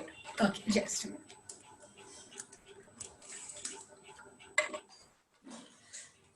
That also Can you hear me now? small water sipping there. Yes. Excuse me. Can you hear me now? Yeah, absolutely. Would you like me to repeat the previous slide or just this slide? Yeah, you can. Okay, this one? Yeah, guys, I'm very sorry to disturb you once again. Please, I hope all of you are making a note of carrying a notebook and a pen. The information is so valuable. I think this will be going live. We can watch it multiple times there as well. But please make note of all the points. Then we'll have a discussion later. Thank you. Yes, ma'am, you can go ahead. Yeah, okay. Communicate your confidence in your child, okay? You can't on a daily basis tell your child, I know you are wonderful. I know you can do it. You're an amazing child. I have full confidence in you. And teach social connection. This is a very worrisome trend these days, where children are more connected with a mobile than with their friends. When they're more connected, to WhatsApp than they are to family members. We all do that. Social connection is very important, and it is the very basis of emotional well-being. And this is something that your children learn from you. Now, if you as a parent are constantly obsessed with that cell phone, this is what your child is going to learn. And then that ability to connect socially is something they're going to have problems later on in life. Above all, teach them to forgive themselves and others.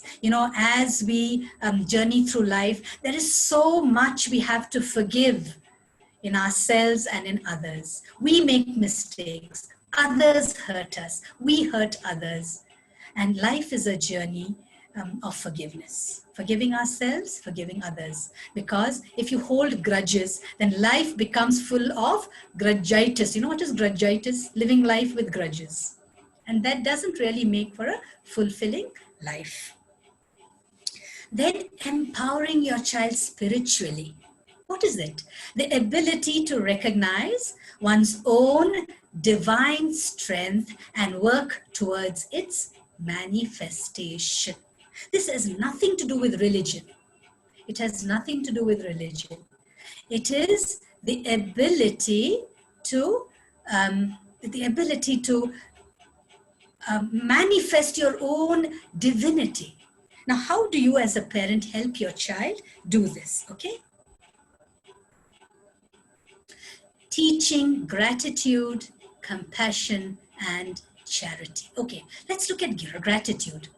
On a daily basis, I think before the day ends, as a family, sit together and talk about all the things that you are grateful for. There is so much to be grateful for. You can just be grateful for life, grateful for the fact that you're living in a place, in a city that is safe, grateful for a roof over our heads, grateful for 3 square meals, grateful for a loving family. We forget so much. So when your child sees you expressing gratitude, your child learns to be grateful throughout his or her life. Compassion begins at home.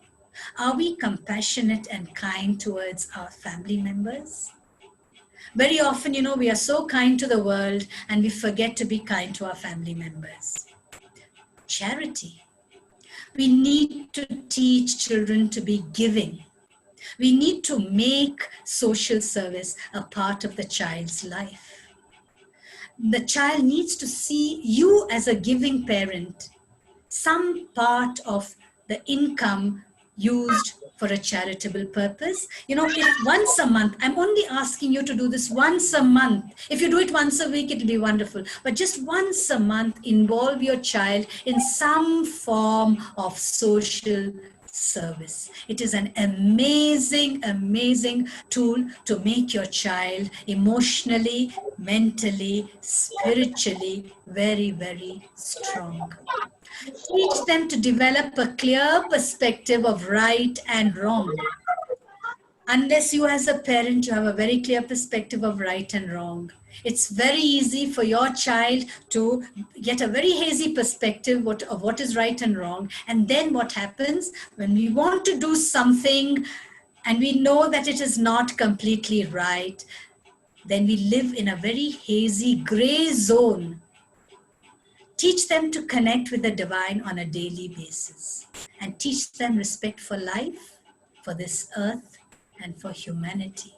Life is precious and the earth is precious and human beings are precious. And you as a parent, you need to demonstrate this to your child and involve your child in demonstrating this respect. Teach them to respect the divinity within themselves.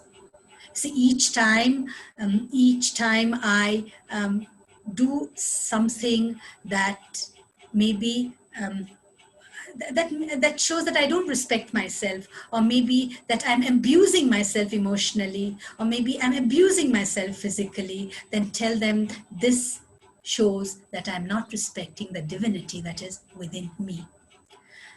And our connection to the divine should not be based on fear but love. Now, this is very important, parents. How many of us go to a church or a temple or a mosque because we are so afraid? We are afraid that we may be punished. How many of us perform rituals because we are afraid that something bad will happen? And this is what we pass on to our children. We do things out of fear, not out of love. And that is what I mean. Let your connection to the divine be one of love and not one of fear. Teach them to walk with God all throughout their lives. And teach them to live a life of purpose. Now, this again is so important. I have people who have been in a job, and from my perspective, the job seems quite good, quite enjoyable, but this is what I get from them. My life has no meaning. Life becomes meaningful when we give meaning to the tasks that we do. Every task in life becomes meaningful when we do it with a sense of purpose and when we do it fully conscious of what we are doing, when we give ourselves 100% to that job. Nobody can give your life meaning. Only you can give your life meaning. And when you make life meaningful, then even the simplest, most mundane things of life become so meaningful. Teach them to act out of love and compassion and not out of fear. When you're making decisions in life, very often our decisions come from a place of insecurity, out of fear, and that decision becomes a wrong decision. Whereas when we make decisions out of love and out of compassion, you'll find that 100% of the time that is a good decision. Now, this is something we need to teach our children and it's difficult, it's not easy, because all our lives as parents, we have acted out of fear, we have acted out of insecurity, and this is what our children have learned from us. Okay? And finally, the importance of spending quality time with your child. Look, this is not something that is impossible, or something that is something that is impossible to do. Okay? There is this beautiful quote. You know, in the end, kids won't remember the fancy toy or the game you bought them. They will remember the time you spent with them. Parents, go back to your own childhood. Do you remember the things that you got?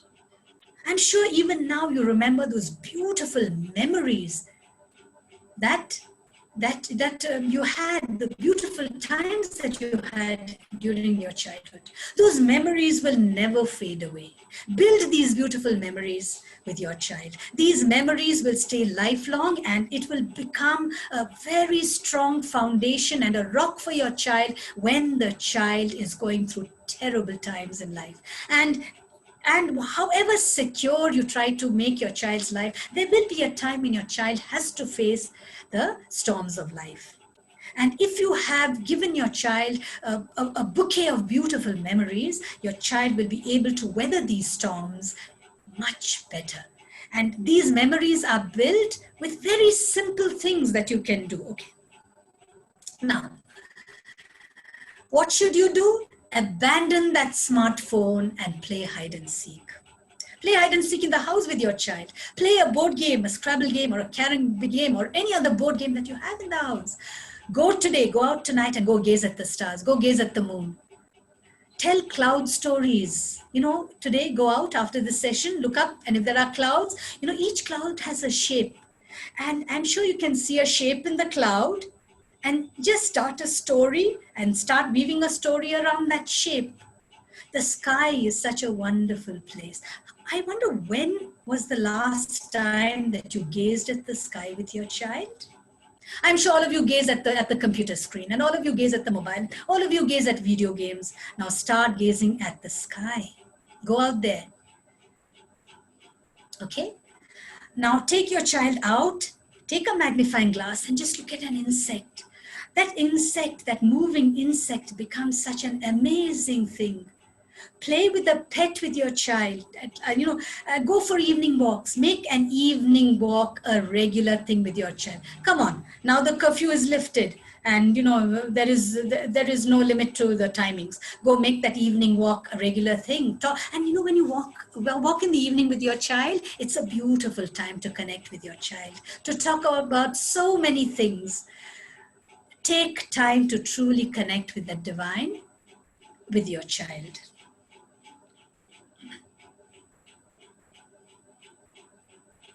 Okay? Share each other's day. I told you this. It's very important that every day you all share each other's days. Parents, do you know how to fly kites? Do you know how to make a kite? It's so nice to make a kite. So another thing you're going to do is make a kite with old newspaper and broomsticks. Let your child color the kite and then go out and fly it. It's a nice windy day today. You can fly a kite. Don't forget to fly kites. It's a beautiful thing.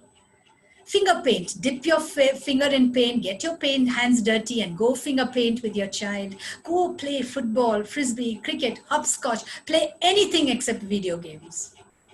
Walk in puddles. Jump in them. Do you let your child walk in puddles? Have you let your child jump in them? Let your child wear old clothes, jump in puddles, dirty those clothes, walk barefoot. That's so important for a child. When have you had a pillow fight with your child? Do it tonight. Play balloon volleyball inside the house. You know what's a balloon volleyball? Fill a balloon with water and start throwing it at each other. And if the balloon breaks, there's going to be water. Ask your child to wipe it. So what?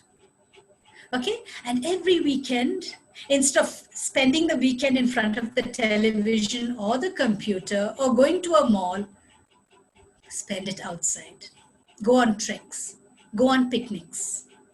Please, no more mall tours. Your child is learning nothing in the mall except to spend money. Make sure that every weekend is spent outside with Mother Nature. And encourage your child to follow his or her passion. It may not be your passion. Your child need not follow your passion. Every child has something he or she is passionate about. Take interest in that and encourage your child to follow that. And involve yourself in your child's passion. Okay? Another thing, parents, all of you all are very good at complaining that your children don't read. I have a question for you. Every night, every evening, do you all sit together and do you read stories to your child? Do you tell stories to your child? You know, there is a vast difference from watching a story on television or on a mobile and listening to a story or reading a story with your child. When your child reads stories or is read to, your child's vocabulary increases, your child develops reading skills, your child learns to love books, and your child's cognitive faculties develop. So make reading a part of your life. Tell your child stories from mythology. Our children don't even know who is Bhima. They don't even know who is Rama. They don't even know anything. They do other mythological stories or even biblical stories or even stories, beautiful stories that are there in all our mythologies in every religion. Tell it to your children or they will forget our culture. Connect your child to cultural roots. It's so important to take your child to its native roots, to villages that you have come from, to towns that you have come from. Laugh a lot with your child. And you and your child sit down every day and make an oral gratitude list. There's so much to be grateful about. It'll make your child a happy child.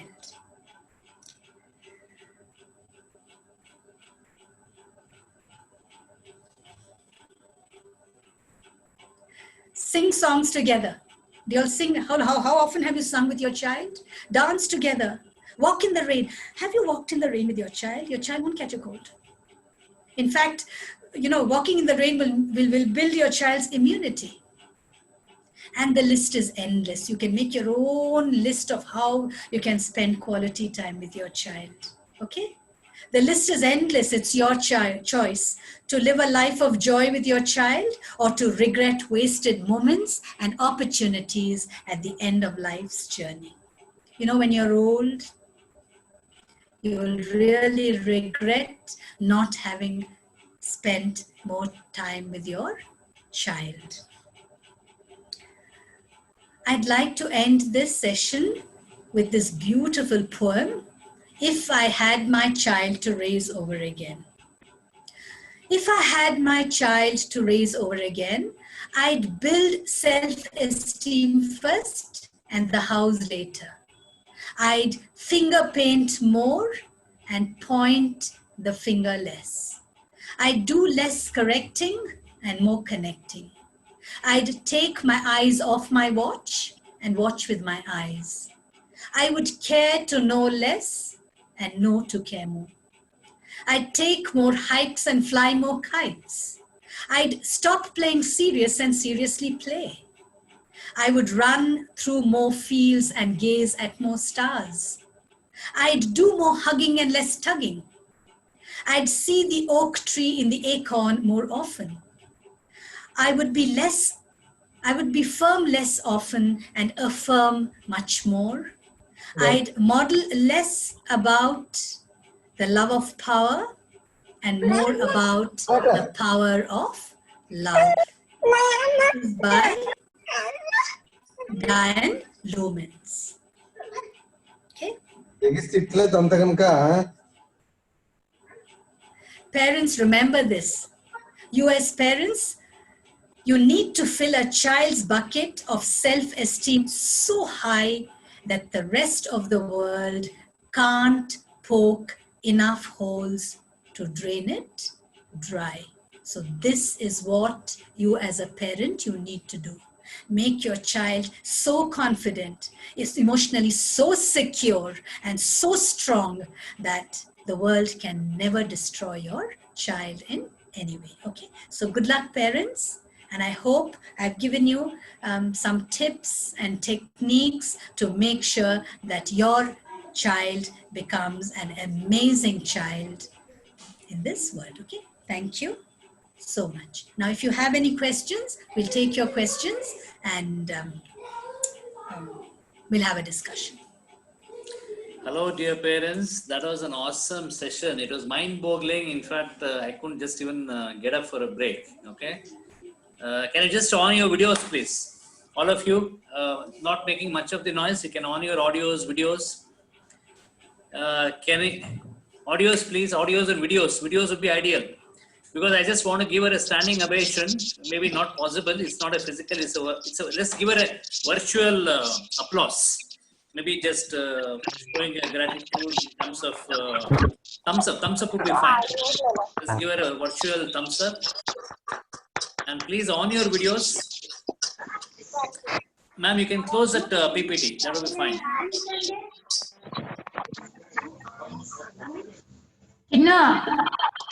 Yeah. Make sure that your kids are not making much of noise. Okay. So how was the session? I want your reaction. It was very helpful. Many things we are doing, but few things which we missed out. Yeah, that's Priyanka Suraj. And before you speak up, I want you to mention your age of the child and then start. Maybe a little introduction, your name, your age of the child, then you can start. Yeah, my name is Priyanka and my son's age is 1.9 now. A few things, yes, we are following in the house, which you mentioned, but many things we are missing out, which we can add up from today itself. Oh, that's great. Anybody else? Thank you so much for the valuable information. Anybody else? And I'll be coming to the questions part. In fact, Dr. Lalitha, my daughter is 14 years. She is a big fan of yours. She has seen you many times. And in fact, she wants to take up counseling. She has seen both of us, me and my wife, into this domain. Okay. And she's almost decided that she wants to be a coach. And she was watching the session and she has put in a question in the chat box. Actually, it is in my name, but she has put a question which I'll be reading out to you. This is second generation parenting we are talking about. Okay. So it's almost 14 years since we've been doing it. And even many of the parents have taken this program almost 6-7 years back. They're still associated with us. I'm so happy. Thankful to all of you. And any questions? Anybody else would like to make a comment? Mr. Raghav. Namaste, ma'am. I'm Nagashruti. Kannada language, any language is okay. Yeah, Kannada is okay. Am I audible? Yes. Thank you very much for the priceless messages. The teachings and messages which you shared today, just not for kids, has made us, the parents, also to introspect and realize the need for transformation. The question I have for you is, you mentioned about the emotional negligence, which is not useful for the kids. But how do you, what suggestions or tips do you give to handle those situations without punishing the kid? How do we make them aware when they're very tender at the age of 2.5? Okay, now you need to understand that at the age of 2, the child is all about himself or herself. And you as a parent, you really can't discipline a 2-year-old child. You need to do it in a very loving way, and don't what I would advise you is make sure that you don't give any I'm just trying to find the right words. Make sure that the situation in the house is such that the child does not have to resort to any kind of temper tantrums to get its needs fulfilled. Now, if you give me a specific instance, I could actually help you resolve it. But you find that a lot of times children misbehave because they find that a certain need has not been met. So you need to meet that need. A 2-year-old child is too young to be disciplined. You just need to make sure that a child is looked after in a way that its needs are met. So if you give me more specifics as to why you raised that question, so I could perhaps give you a few tips on how to handle the issues that you're having with the child. It would be so simple as she may ask for incense sticks and offer it in the prayer hall herself. She would like to play with the deepam inside the puja room. Okay, if it doesn't hurt her, why don't you involve her in the worship process? That's what the child wants. If she feels neglected, she feels ignored because you're not allowing her to do it. So do what is safe. Allow her to use the incense and to offer prayers because this is what she wants. And when you don't allow her to do it, she's just expressing her displeasure by wanting to play with it. So why don't you do that?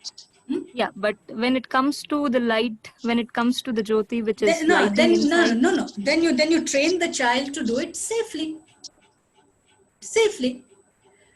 Children can be trained.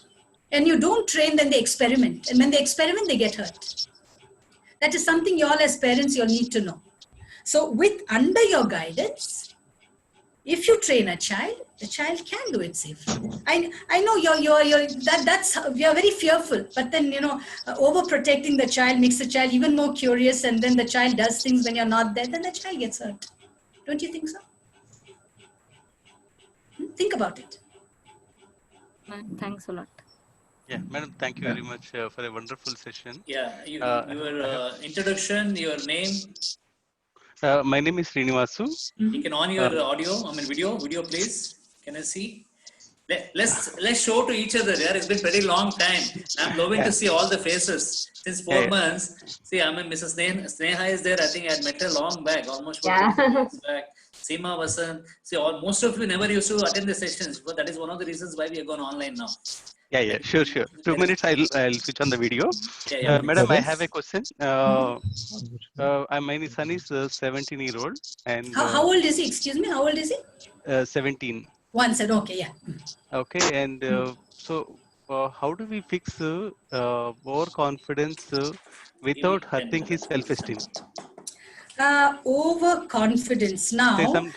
No, this overconfidence, maybe perspectives are different. Maybe you think he's overconfident and he feels he's okay. Now, I need to know why you have judged your child as overconfident. I need to know why you have judged your child overconfident. Sometimes which are very intuitive. He feels that he is right. This is based on the feedback from the peers or something like that. So he feels it's okay or it's not okay. College is good, college is bad. He makes some impression out of it based on the feedback from YouTube or feedback from friends. I'm pretty sure based on my analysis and talking to parents, I feel that a specific choice is better. And when I try to tell him in a simple words, based on my experience and based on the information I have, is it not helpful for you? He still somehow he is he expresses his displeasure as if I'm not believing his words rather than. Okay, I get the picture. No, I think what you're saying is quite common with a lot of families. And especially once they're 16, 17, 18, they become much more independent and they want to take their own decisions. That is number one. Number two, you need to understand that their perspective of the world is very different from our perspective of the world. And the opportunities that they are exposed to is much better, is very vast, and they know much more than we about where they are taking their lives. And I think what you need to do is please try to express confidence in the fact that your child wants to do certain things. So please get into the habit of having open dialogues with your child. Sit with your child and say, okay, these are my fears. Have you expressed your fears to your child in a very respectful way? Very often what we do, the mistake we make as parents is, we dominate and we give lectures and we say this is right, this is wrong. I think if you have an open dialogue with him and say, look, I'm telling you this because this is what I'm afraid of, maybe he would also sit down and he might sort of tell you things that might bring down your fear. And then he might tell you that why he is taking this decision and why he thinks that this is best for him. And you might be convinced. The world that he is living in is a very different world from what we lived in. Yeah. And having this open dialogue with your child will be good for you and for him. So just try it. Try it. It will help both of you. And one thing I need to tell you, he's not going to listen to you. Children these days don't listen to us, okay? So if you're going to headbutt with him and get into confrontation, then you're going to lose all communication channels. Don't let that happen. Sit with him and have an open dialogue, okay? So I mean, I mean, you are actually. It's more or less I'm reaching the stage confrontation. No, Rather it is an age. trying to explain, and then still he doesn't seem to be convinced. No, And no, he no. stops, This is common. No, this is common. You just sit and have a dialogue and tell him, look, I'm sorry if I've hurt you. I'm sorry if you're angry. And you also make things that make me angry, and you also have hurt me. Today, let's just sit down and discuss, what you want to do. But first, listen to why I'm telling you this and listen to my fears. So both of you need to express what is happening within each of you, and then take it forward. Okay, it'll happen. Good. Okay, good luck. All the best. Yeah, sure, madam. Thank you very much. Yeah, It's a very good session. That it is very quite elaborative with all the possible questions that we have, madam. Yeah. One follow-up question I have is my second son is actually 13. I often see the sibling rivalry. So they fight each other and they shout at each other. So even for simple things, as an attitude, elder one is quite structured, and younger one is a bit laid back attitude. And I often see that there is a friction and shouting at each other, and because of the differences, sometimes elder one is quite abusive. No. I think both of them need to sit down, and you need to tell them that they have to respect each other's personal space and property. They need to respect each other's emotional space also.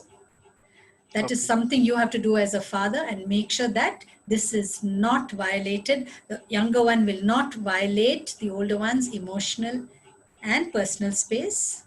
And the older one will not violate the younger one's emotional and personal space. Something you have to take on as a father. Okay. Good afternoon, madam. Yeah, thank you very much. Yeah, welcome. Yeah. Hi, madam. This is Raghunan. Yeah, tell me. Can I go ahead? Achha. Mrs. Sneha, you want to go ahead first, or Mr. Raghunan, then you decide. No issues. We have another 20 minutes, or what is your? It's okay. It's okay. No, they can carry. It's okay. Okay, it was a nice session, madam. Really liked it. I have two daughters. One is 5.5, other is 2.5. So basically, I have two questions relating to both. The younger one, whenever I have to feed her or make her to do study or sit down or play or some activity, she'll be always like, okay, mama, you give me this first, then only I'll do this. I try to explain her that, okay, we'll do this, and then definitely I'll give you the XYZ toy or whatever she wants. But then she's very reluctant and she'll never listen. She'll just go cranky, etc. Okay. And it is just Okay, I have a question. I have a question. What is this? Is it a chocolate? Is it a chocolate, or is it TV, or what is it? Sometimes it would be some the another toy. Like suppose we have sat for food. She'll be like, no, I want a book now, or maybe some other kind of a toy. If you're playing X toy, she will want Y toy. If we are reading one book, she'll want to start reading the book from the 4th page. So it's always something else she wants, not okay. No, 1 minute. Now, supposing she wants to start reading from the 4th page, it is her book, it is her joy. How does it impact you? Just start reading from the 4th page. But she will not understand that story. I mean, it's basically just a storybook. No, I want to tell you something. A child's life is not logical. They have their own logic, which we adults don't understand. So if she wants the 4th page, go to the 4th page. Okay. It's okay. We parents want everything logical, and a child's life is not logical. They have their own reasons for wanting certain things. But we have our reasons for wanting certain things. Yeah. And if you find that it's really not too important, don't make an issue of it. Don't make an issue of it. But if you know it is important, then have a dialogue with your child and say, we need to do it like this because, and if you give a child a very reasonable explanation, almost 90% of the time a child listens. It's because we don't give reasons. We just insist that they do things in a certain way. And that frustrates a child. Why should I? Give me a reason. And you don't have a reason. Do you have a reason? Have you ever given your child a reason? Not really, maybe. Yes, you try it. It'll change. It'll change things completely. Sure. Okay. And the second question relating to the elder one is, now since the studies etc. are from at home, it's like there is no online class as such, but she gets assignments, but she'll never want to sit for studying. So whenever I'll tell her, okay, let's sit for study, she'll be like, she'll get upset on me. She'll like, okay, I'll beat you types and all. I'm like, no, you cannot use such words to mama. It is not good. But still, she'll be very upset, and always the study time will be an upset type. And I want to know, just 1 minute. I understand the situation. Please have a look at that assignment. Is it boring or nice, interesting? So what happens? No. You just answer this question. You just answer this question. Are those assignments interesting or boring? Boring. It answers a lot of things. Look, what you do is, as a parent, just try and make it into a kind of a game, if you can. Okay. You can't force a child to learn. That's the only thing. I myself also do many activities with them. It's not that I'm like just study and then close. Not that. I mean, I have other experiments and something or the other I keep doing for them. So I feel when I'm doing so many activities just for one also she cannot sit for studying. So that is what the thought process. But the child doesn't understand this. No, child is not in a position to appreciate all the things that you do. She's too tiny. Yeah.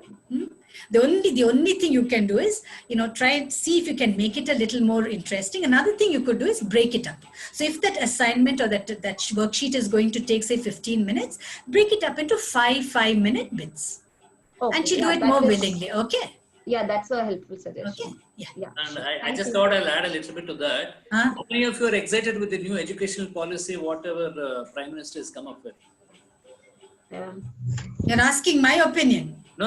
I'm asking all the parents, how many of you are excited with the new educational policy, whatever is going to be? All of us, right? Yeah, all of us, I guess. That would have answered your question, ma'am. No. We need to know how it will pan out. On paper, on paper and implementation can be completely different. Quite different, yes. Okay. What is your opinion, madam? As an educationist, what is your no comment. No comment until until I see reality. No comment until I see reality. But I mean, we are all excited because there is some kind of an initiative which is taken place, which was never there since about 35 years. True. Yeah, so whatever happens from now onwards, it has to be for good only. But it depends, like you said, how it will be implemented. True. And with this, I have my daughter with me who wants to ask the next question. Okay. And next is Mr. Raghunandan. Okay. And after Raghunandan, I think Seema had a question. Yeah. Anisha Rose is looking out for some question. I have my daughter here. She's a fan of you and she had a question. Go ahead. Thank you. Hi. Hi, I'm Aditri. So I was just curious about one thing. Like when I've been watching the session throughout, and I happened to hear that when the parent is always trying to look for an opportunity to praise the child, or when the parents always approach the child in a very positive manner.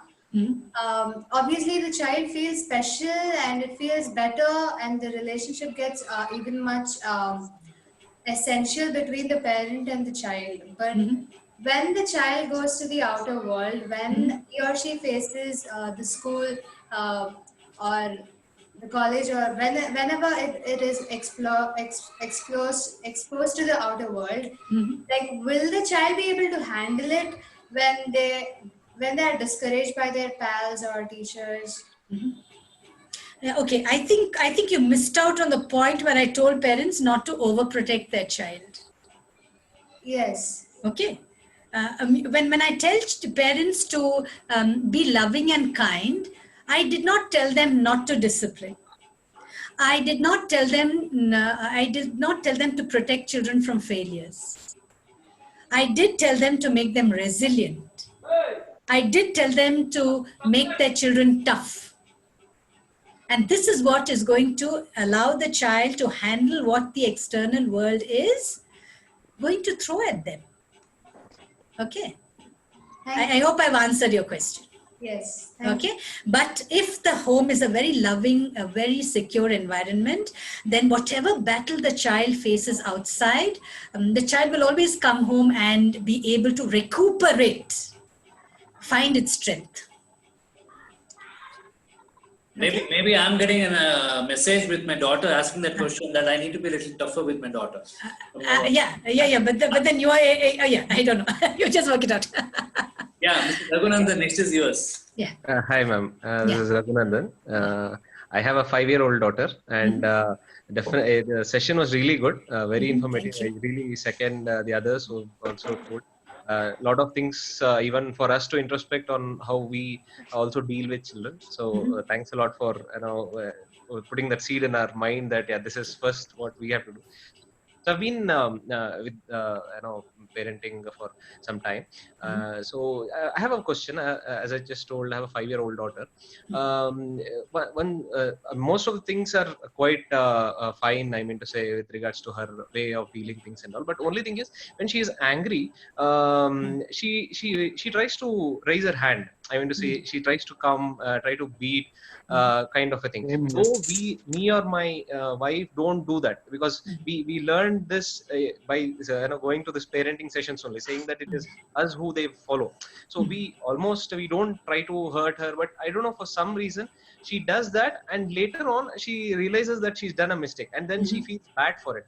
But at the root level, I want to stop her, raising her hand or trying to hurt, physically. So just wanted to know how should we proceed on this, or how.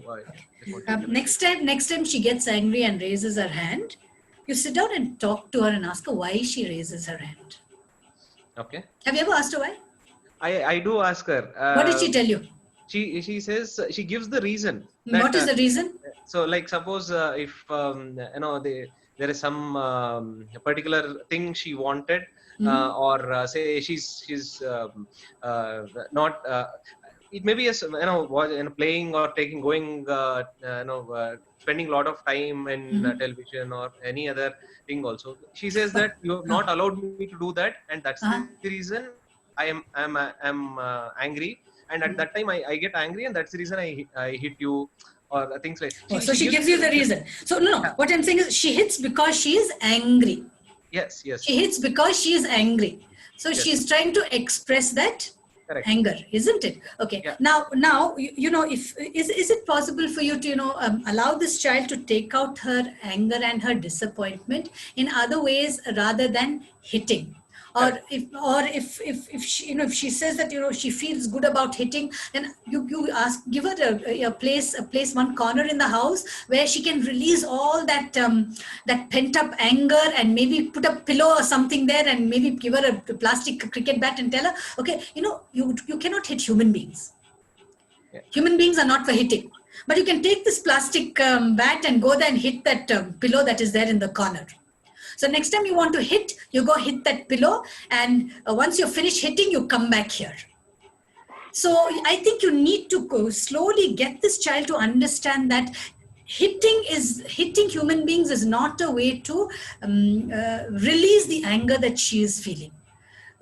She needs to know how to express it in ways that are not physically violent. So you give her one hitting place in the house, and tell her that if you want to hit, that is the place. You cannot hit human beings. And this is the message the child should learn from a very young age, that you cannot hit human beings. Why don't you try it and see how it works? But you know that she's only expressing anger. Correct. Okay? Yeah. And incidentally, for how long is your TV on? No, very less. I think we hardly keep it on 15 minutes or half an hour. No, night at night. Yeah, even in the night also. It's just for some night in the sense evening, around 7 or 8 types. Just for half an hour or 45 minutes for the Krishna serial or some mythological serials. That's it. So just she understands those things. Nowadays we are getting that in national. So apart from that, very less. We generally try to make use of. My wife teaches her all the paintings, drawings, even the way shlokas, all those things. She about earth or many things like plants, things like that. But that way she's all fine. Only this what example I gave was I don't know. I didn't get that as soon as you asked. No, I understand. Yeah, but then somehow you need to sort of help the child sort of decondition her from this physically expressing anger. And if she really feels better hitting, then she needs to have a hitting corner and not express it or take it out on people. That's important for the child. Okay. And also when she expresses something, she tries to cry out and express it. Yeah, I understand. Some children get into that habit. So what you should tell her is, when you cry, when you cry, then it's not a good way to communicate. So don't give her too much of attention when she cries. But when she expresses something very clearly without crying, please give her all your attention. So the message you're telling her is, when you express it well, we will listen and give you attention. But when you cry and whine and have temper tantrums, we're not going to listen. A clear message to your child. Yeah, sure.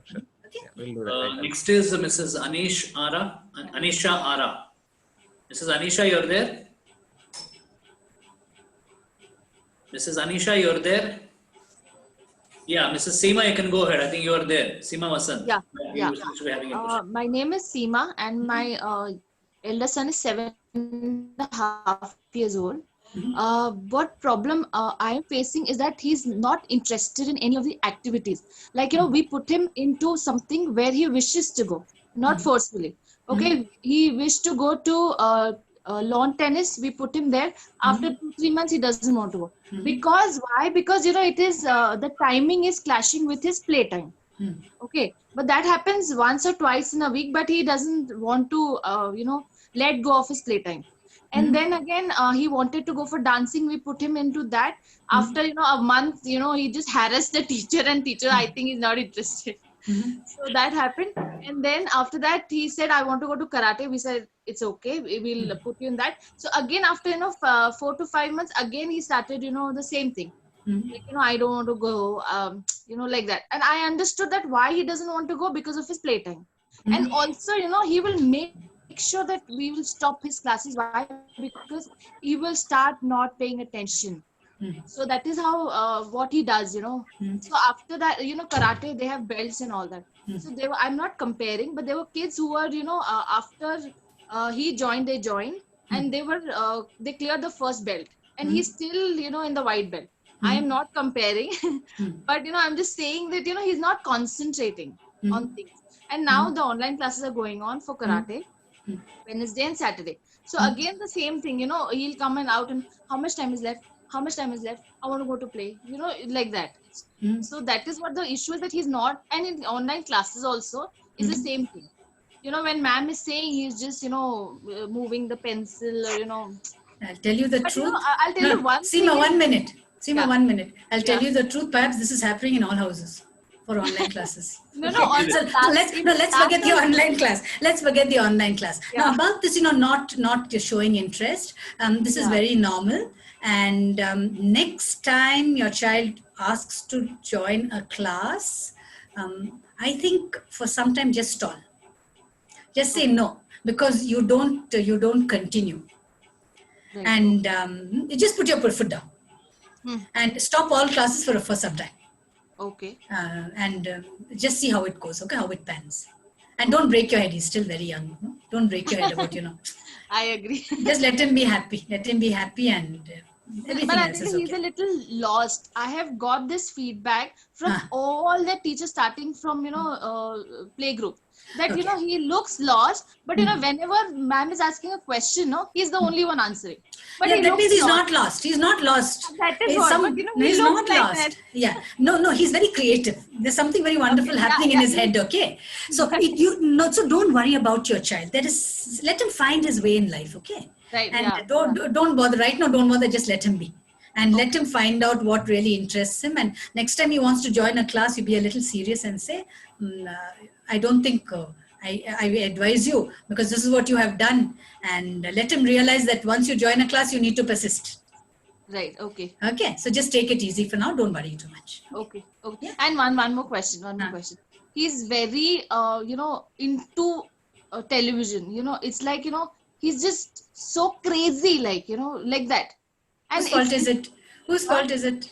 No, we have not. It's not that we have been giving him a lot of TV and all that, but he's crazy, like No, that. you tell me. You need to be specific instead of labeling your child.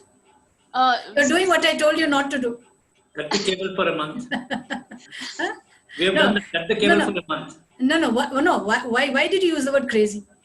Crazy because whenever he is watching TV or whatever, so if I call him 10 times, it's like not bothered whatever is happening. Which serial? No, which serial is this? He watches a lot of Dr. Binox, a lot of informative and all that. I like that.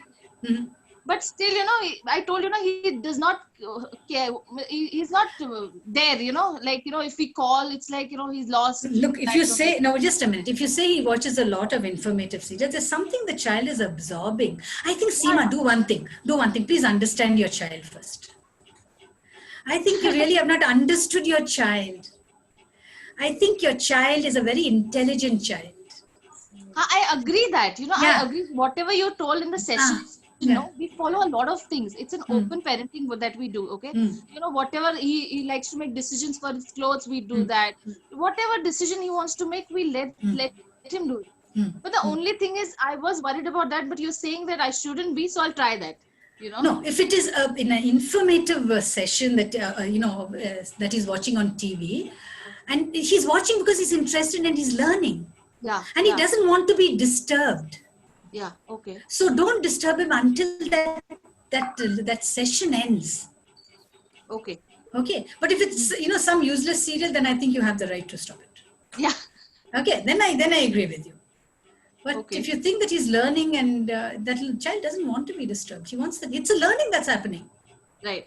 Mrs. Seema, that I have a point here. We'll take it up separately. Okay. I would suggest you also get in touch with us. We will discuss it later. Maybe we'll have a one-to-one session. Maybe you can talk to my wife and other mentors as well. The next, Charan, are you there? Charan Raj, yes, Charan Raj and his wife. Try to have a question. Yeah, please go ahead, ma'am. I request all the parents to keep the questions really crisp and short. Okay, we'll have another session only on Q&A session with Dr. Lalitha Appachu. I'm eager to have one. So let's try to cover as much as possible today. If there is any pending, we'll just have another session, maybe after 1 or 2 weeks. Yes, Mrs. Charan, you can go ahead. Yeah, thank you. Hi, ma'am. First of all, the session is very good. Thank you. Informative session. And actually, my son is 22 months old. He most of the times comes and hit me, especially me. If we tell nicely not to hit also, he will repeat the same thing again and again. Like how to teach him in proper way so that he can. No, you tell me. I'm sure he's not hitting you the whole day. Why does he hit you? Don't know. Maybe if someone tell not to hit, he will be enjoying that. Be like, okay, someone are telling to me something, let me go and hit. Something like that he is thinking. No, wait. I still don't get the clear picture. That means when you tell your child not to do something, he hits you. Yeah, yes. Okay. Now, I'm sure you're not controlling your child 24/7. You do allow your child to do things that keep him happy. What are things that he's doing that you don't want the child to do? First thing is like hitting. He will come and hit. No, child doesn't hit without reason. No, simply he's coming and doing. Simply, no, I'm sure there must be a reason. Reason means, say, if his father or grandmother says, no, don't do like that, don't do like that, he will be quiet for 1 minute or few seconds, again he will come and do like that. Hit. No. What I'm saying is, I'm sure the child doesn't hit without a reason. I want to know the reason why your child hits without reason. Yeah, it's no reason because there is no reason for him in this age now, at 22 months old. He is doing like that, and something like that now. Simply, if he is seeing some places like some. Okay, you do one thing. See if maybe there's too much of energy in the child. Maybe there's too much of energy in the child. So as I suggested to another parent, see if you can arrange for a nice hitting pillow for your child and give him a nice plastic bat. Okay, so anytime he comes to hit people, just put the plastic bat in his hand and say, look, that is the hitting pillow. And if you can give that pillow one face. Okay, better still, you get those big teddy bears. Those Yeah. Have you seen those big, almost human-sized teddy bears, cloth teddy bears? You get one for him. You get one for your child and give him a plastic bat and say, look, when you want to hit, you go hit the teddy bear.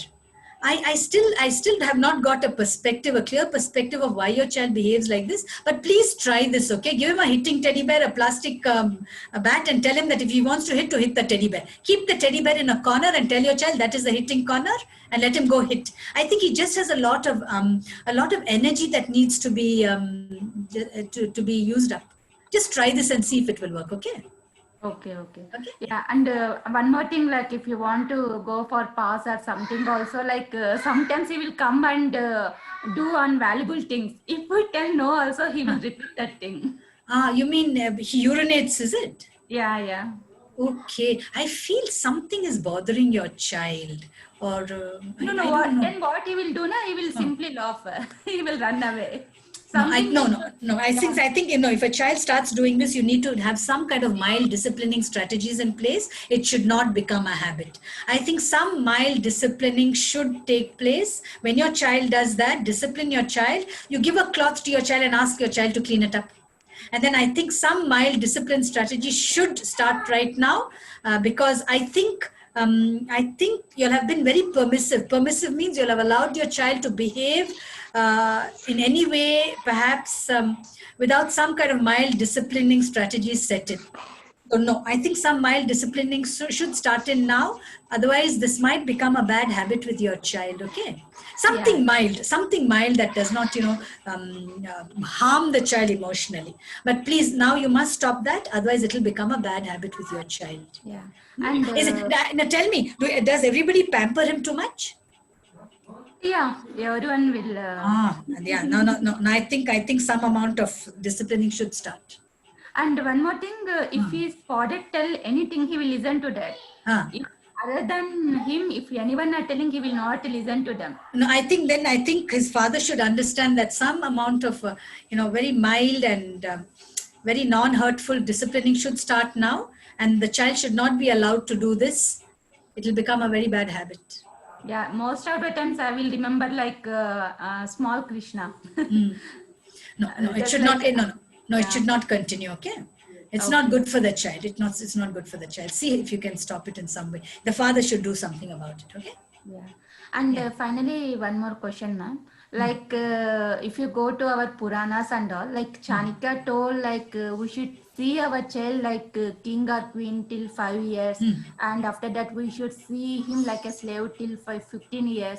After that we should be like a friend with him after 16 plus years. So I don't think as per this session it is true. No, I don't think so. You're absolutely right. It's not true. Please don't do that. Treat your child. Please treat your child with dignity and respect. Okay. Treat your child with respect and love. Don't demean your child in any way. Don't destroy your child's emotional well-being. Don't do that. We'll have a separate session on Chanakya's.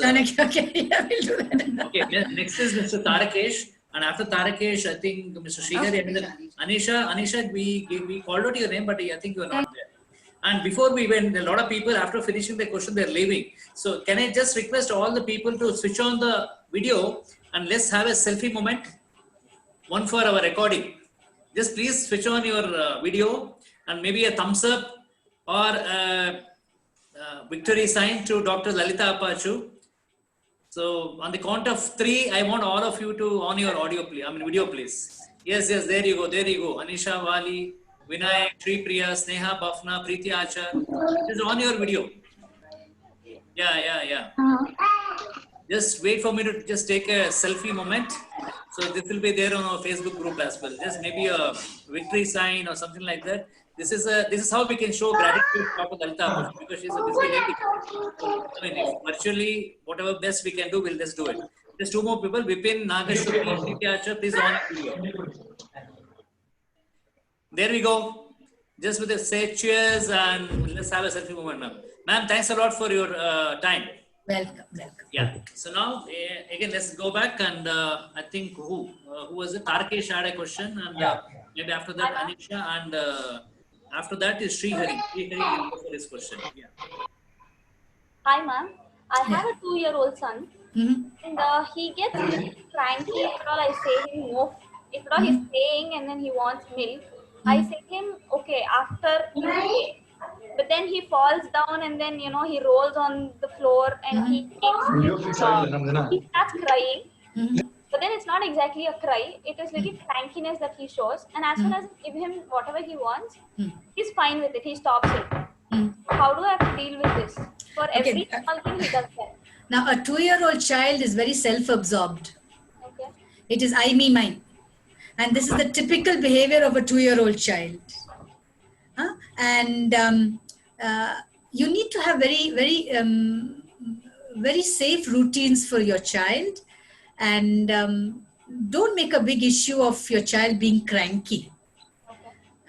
Because a 2-year-old child, sleeps when he or she wants to sleep, eats when he or she is hungry.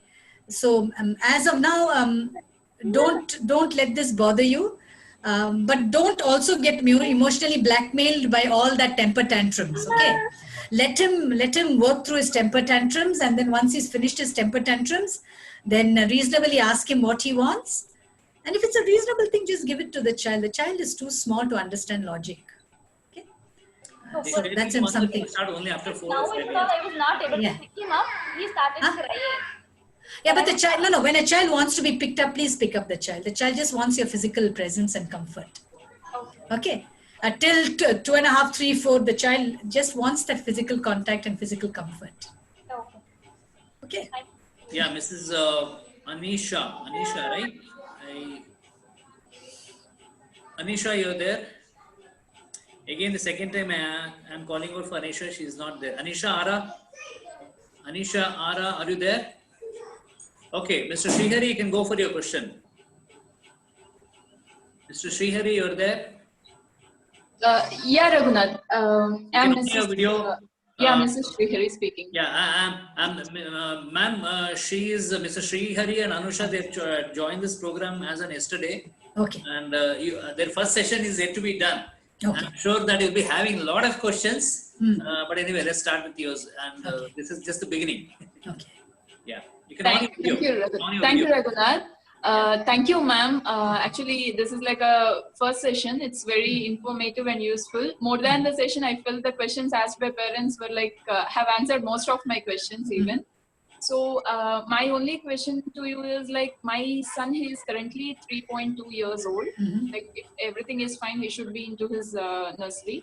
So now we both are working parents. So it's little hard. I feel as a parent, we are struggling in this pandemic situation. That is completely a different thing. But for him as a kid to deal that situation without any friends or school, without any teachers, it's quite challenging for him also as a kid. So it's what I do is in order to avoid that feeling, I try to finish most of my office work also before he wakes up or once he sleeps only. So I try to sit with him during the first half of the day. But still it's his focus on things was very less. Means if I get him a new toy, his focus on that was very limited. It extends only for some half an hour. After half an hour, he doesn't find interest on it. So any activity, his focus was for very less period of time. So it's like maybe I was trying to figure out what actually interests him. No, but for a child that young, it's very normal to have very limited focus. For 2-3 minutes, they want to do something, then they want to do something else, then they want to do something else. And even the toys that we get them are so boring. Instead, why don't you plan for, some kind of activities, maybe outdoor activities, or some kind of painting, or some kind of cutting and pasting, or some kind of craft activity that will keep the child occupied, and we get involved in it. Children want to do things, and toys don't allow them to do things. No, ma'am. When I speak about toys, I give all him sorts of oil paints, colors, sketches, all types of colors, papers. He's like very active kind of boy, very hyperactive. So his interest towards this crafts is very, he's not at all interested. He's mostly interested into these vehicles, all sort of cars, some kind of this robotic stuff, arranging blocks, all such things only. So I make him try to involve in such aspects only, but still his focus is like very limited. He end up landing Normal. A little child's focus is only for 3-4 minutes, that is all, and they want another change. So you should be prepared for that. And make sure that he also has a lot of outdoor activities. Now you can take the child outdoors, isn't it? That really will expand the child's horizon and also expand the child's interests. So don't keep him cooped up in the house for too long. Make sure that he goes out and does a lot of other things outside. But when you say attention span, it's very normal for a child to have very limited attention span. One more question, ma'am. I can see I still couldn't identify into what he is actually so much interested in. Or he's too small. He's too small. In fact, till the child is 8, 9, 10, even 11 and 12, you wouldn't know. I hear parents of this age, parents saying like, my son, he loves to dance, they love to play outdoor, but I couldn't still identify like what actually. You just let your child be. Let him do what he wants when he wants. Just let him be. Mrs. Anisha, that's Anisha Srihari, right? Anusha Srihari. Yeah, same, right? I think Srihari also had a question. In fact, tomorrow when we are doing a separate session with you, we'll be covering a little bit on multiple intelligence. Okay, so your question will be answered then. I mean, you'll have almost about 1 hour topic on that. So yes, we'll be covering, so you'll be able to realize how we can find out the child's interest. Okay, anybody else? Oh, thank you, ma'am. Jennifer had myself. Yes, ma'am. Yes, so we had a question. Jennifer, and after that, I'm taking only one more question. Is it okay, ma'am? Are you there? Yeah, I'm there. We can take the question. Yeah. Jennifer, you can go ahead now. Yeah, this is Jennifer. If anybody else wants to push a question, you can put it in the comment box so that I'll take it on a priority basis. Yeah. Yep. Thank you, sir. Hello, ma'am. Thanks a lot for the session. And as always, right, your phonic sessions and all your sessions are really helpful. I really appreciate. My son is 6 years old. We met in person as well earlier. The question that we have, ma'am, with our kid, we spend a lot of in-person time because we've been with the parenting group for almost 4 years now, right? So we give very minimal screen time. So because we were initially not giving, then he found when he was talking to his friends and all that, he felt as though we are stopping him from something. So we started giving specific screen time, 30 minutes to an hour per day. And we do a lot of activities with him. We play a lot of board games. We take him out for football. We, as parents, right, we play together, hide and seek and all of that, right? And my wife does a lot of craft work with him. So very much engaged. So what happens is, since during the lockdown and during this period, that 30 minutes of 1 hour of screen time when we give him, when we tell him, please turn it off, he doesn't come out of that happily, right? So he's very sad and doesn't want to really give away. And again, he tries to sneak and turn it on again after some time. He comes out for 5 minutes and goes and turns on the TV or... Okay, I have a question. I understand. Tell me, did you provide for some other very interesting activity for him to take the place of a TV? We usually ask him, because we have bought some 8 and 10 games where he picked actually board games or mechanics and sub games that we play with him, right? So he picked those games. So we tell him, okay, now the TV time is over, screen time is over. Shall we start something, right? So we tell him, okay, can we play Monopoly or can we play mechanics, right? So maybe, we give it maybe he doesn't want board games anymore. He doesn't want that anymore. Ask him what he wants. Okay. Tell him, apart from TV and board games, what do you want? Okay. We'll Let try him to choose. ask. Let him choose. Because I think he feels very imposed. I'm doing all the time. Every time I'm doing something that my parents want me to do. Maybe he wants to do something else. Okay. Yeah. Okay. We And try then to give that open choice as well, ma'am. Sometimes he says, yes, I want to play, and then we start. He's not fully ready, and maybe we he take wants, maybe he just, this is something, this past few months have been very trying for children, cooped up in the house, and they want to go out and unable to go out, and no other entertainment, and all those scary, horrible stories, on TV. It's been a very trying time for your child. Yep. Just let him be. Just let him be. And now that you can take your child out, take your child out a lot. They need the fresh air. Children these past few months have been deprived of fresh air and sunlight and going out and playing and being with nature, which is so important for a child. Take your child out on a picnic somewhere. Sure, ma'am. Just get out of that house. Just get out of the house. Connected to this, ma'am. What I have been doing, Mr. Andrews, what I have been doing, right? Yes, I sir. do understand nowadays it's not feasible for us to take them to park and all that. Even for me, I need a physical engagement. So every day morning around 6 o'clock, I'm going for a jogging with my children. Okay. Whether we have energy or not, because that is the only way. We can't send them out. He goes for an athletic class, but even I'm scared to send him out because they sleep on the floor and they do a lot of stressing exercise and all that. To avoid that, what I'm going myself. We don't touch anything. We just go only physical movement. We come back. So when I'm there, I'm also satisfied, and I require it more than my children, the physical outing. Okay. So connected to that, ma'am and sir, right? So when we do this and when we just doing it repeatedly, so we sometimes tell him that what you're doing is wrong, and we try to correct him, right? At that time, what happens? He completely goes blank. He doesn't share anything. He shuts himself off. He doesn't. Will you give me an example, please? Give me an example.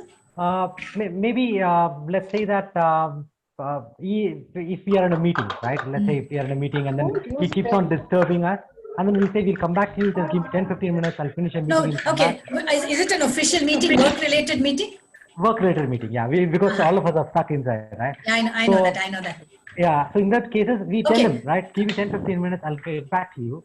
If he doesn't listen, and then we tell him that, you know what? Can you just sit for some time quiet by raising voice a little bit, right? Not so much, but a little bit. He completely goes off. Does not. He sometimes cries, or sometimes just becomes very, very silent. He becomes very quiet. I think when you're having a meeting, if you can make sure that your child stays close by because he's feeling very ignored, and also tell him this is how long the meeting is going to last, then ask him what would he like to do during that time. Give him options. Don't just tell him keep quiet. Keep quiet and do what? No, even if we give something else, ma'am, so take for example, right? We give him a book, ask him to read, or give him a color pencil and color book to draw, right? What happens is, after some time, he just thinks that we are again asking him to do what he's feeling ignored. No, he's feeling ignored. He feels that, your screen is more important than him. So how you're going to handle this, you'll have to decide. So, that's precisely why he behaves like this. Because he feels that, I am being set aside and something else is being given importance. And I don't know how you're going to manage this, but you need to tell him that how long it's going to take, what he'd like to do, how you're going to make him feel included in what you're doing. And when do both of you, your husband and wife, do both of you just go off to your online meetings and then he's left to do pretty much what he wants? No. Actually, my wife is there.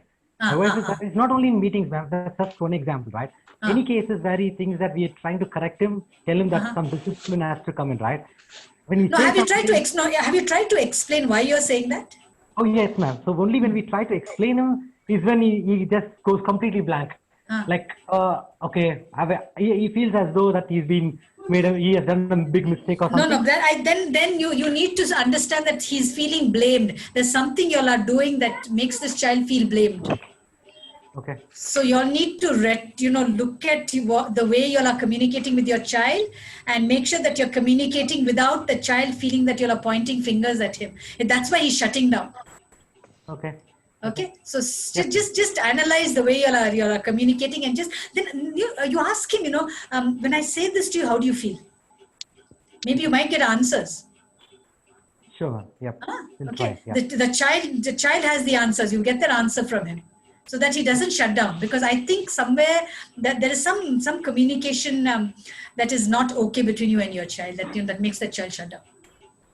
Yeah, sure thing, ma'am. We'll try. Yeah, we'll Okay, try. if you could. Yeah. Next Thank is you. dear parents. Next is Anisha Ara.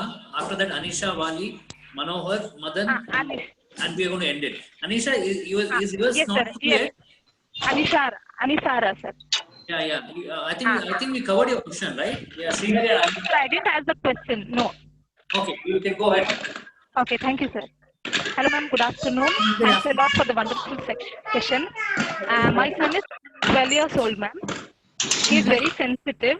Whenever I am helping him in his studies, so something if I find it's not working well, if I try to correct him, or sometimes I scold him. There's too much of, he starts excuse crying. me, I can't hear. And his mood is off, my mood is off, and this makes me more anger. I did not, excuse me, I did not hear you. There's too much of disturbance. There's too much of disturbance. I did not hear what you said. You can unmute yourself. I muted everyone else. You can unmute yourself. Yes. Yeah. Could you just repeat what you said? Hello? Can you repeat what you said, please? I didn't hear what you said. There was too much of disturbance. This is Anisha. You can go ahead. Okay, Anisha Wali. Hello? Hello. I think Anisha is left. This is Anisha Wali next. Yes, Raghu. Okay. ಹೇಳಿ madam. ನಮಸ್ತೆ madam. ನಮಸ್ತೆ madam. Actually ನನ್ನ ಹೆಸರು ಸ್ನೇಹ. ನನ್ನ ಮಗ 10 year old. But ಅವನು ರಾತ್ರಿ ಮಲ್ಕೊಂಡಾಗೆ till 7 years ಅವ್ನು ರಾತ್ರಿ ಮಲ್ಕೊಂಡಾಗೆ ಹಲ್ ಕಡಿತಾ ಇರ್ತಾನೆ ಹಂಗೆ. ಅದಕ್ಕೆ ಎಮೋಷನಲಿ ಏನಾರ ಕನೆಕ್ಟ್ ಇದೆನಾ ಅಥವಾ ಹೆಂಗಿದು? Sometimes it's emotional and sometimes it could be physical. But tell me, are there any stress factors at home that could be possibly bothering the child? You need to look at that, okay? That is number one. Number two, try and talk to your child on a daily basis about, maybe things that could be making the child afraid or making the child uncomfortable. And if you find that in the house or in the school there is something that is bothering the child, make sure that you resolve it. And sometimes they say that even when the child has worms, the child tends to bite, clench the teeth.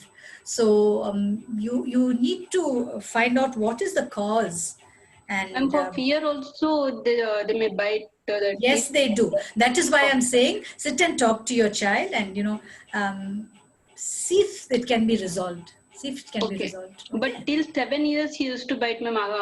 After that 2-3 years he's not biting. Sometimes he bites. That's it. Yeah, but maybe there still is something there. So the only way you can resolve it is talking to your child. There's really no other way. Okay. Okay, just talk to your Thank child. you, ma'am. Sometimes the doctors say it could be due to indigestion also. Okay. So my son had the same problem, but it will get covered up as they grow up. Yeah, okay. Next is Mrs. Manohar. You have a question? Manohar, Madan, and we have a question from Facebook, Preeti Achar, and there I think probably we'll end the show. Yeah, Manohar, hello? You can go ahead. Yeah. Can you hear me, ma'am? Yes, I can. Yeah, hello, ma'am. Thank you for the session. It was wonderful. Welcome. Ma'am, my daughter is 3.5 years old. So she was actually supposed to join LKG this time, but we haven't actually enrolled her. She's actually 6 months in advance to the course. So we have kind of postponed it to the next year. So again, keeping her engaged has been a challenge.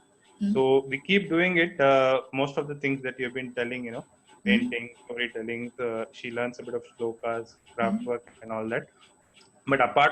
But when we compare it with a bit of TV time that she spends, that is comparatively more. So are there any more activities which can be a little more time consuming and engaging for her? If you just go to the internet and say activities for 3-year-olds, you will get, I think, 1 million activities. Okay. And you can choose what suits you. And why does a child go to the screen? Because the child has nothing else to do. Do you read stories to her? Yes, we do. We do that every evening. Okay, that is important. And activity-wise, there's plenty of activities that are available. And you really should not be short of activities. When a child doesn't have anything to do, the child will want the TV. But if a child has something interesting to do, then the child doesn't want a TV.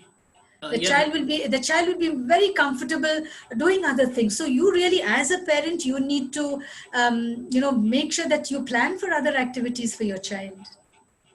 Okay. Yeah, Mr. Manohar, in addition to that, most of the parents who are part of this parenting for you, they have taken a phonetic kit.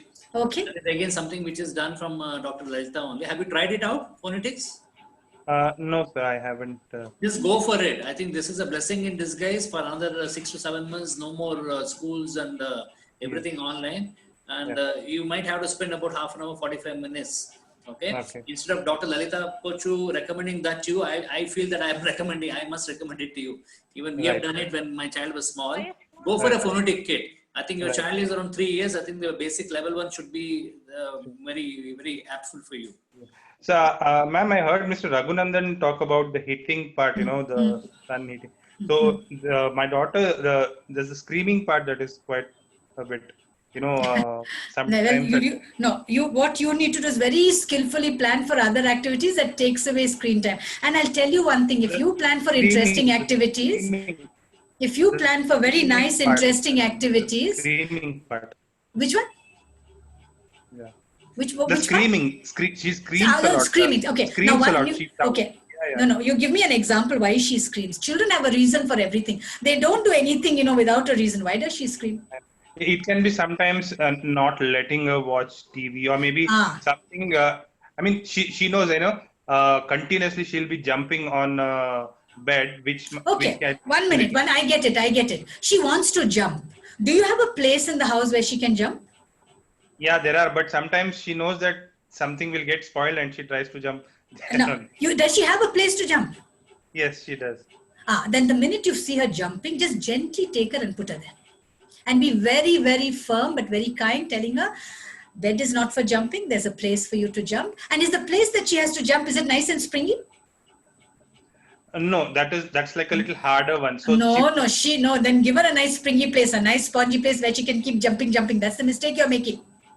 One corner in the house where you give her a nice, thick sponge and where she can continue jumping. But I think now you should lay down rules very firmly but very kindly, saying there are certain places where you jump and certain places where you don't jump. And screaming, be comfortable with her screaming. She's just trying emotional blackmail. And have a place, have a screaming corner in the house, and when she starts screaming, very gently go put her in the screaming corner and sit with her. Don't leave her there. And tell her you're going to sit here until you finish screaming. Very often you feel embarrassed and you say, what will neighbors say? And people are watching. And keep people. Doing 10 o'clock, 11 o'clock. Yes, that's emotional blackmail. And I think if she knows that it's not going to work, she'll stop it. Okay? Thank you. Yeah, next is Mr. Madan. Madan, please, Sharan, and then we'll end it. Hello. Yeah, Madan, you can go ahead. You can on your video. Okay. Hi, madam. My son is 4-year-old. Okay.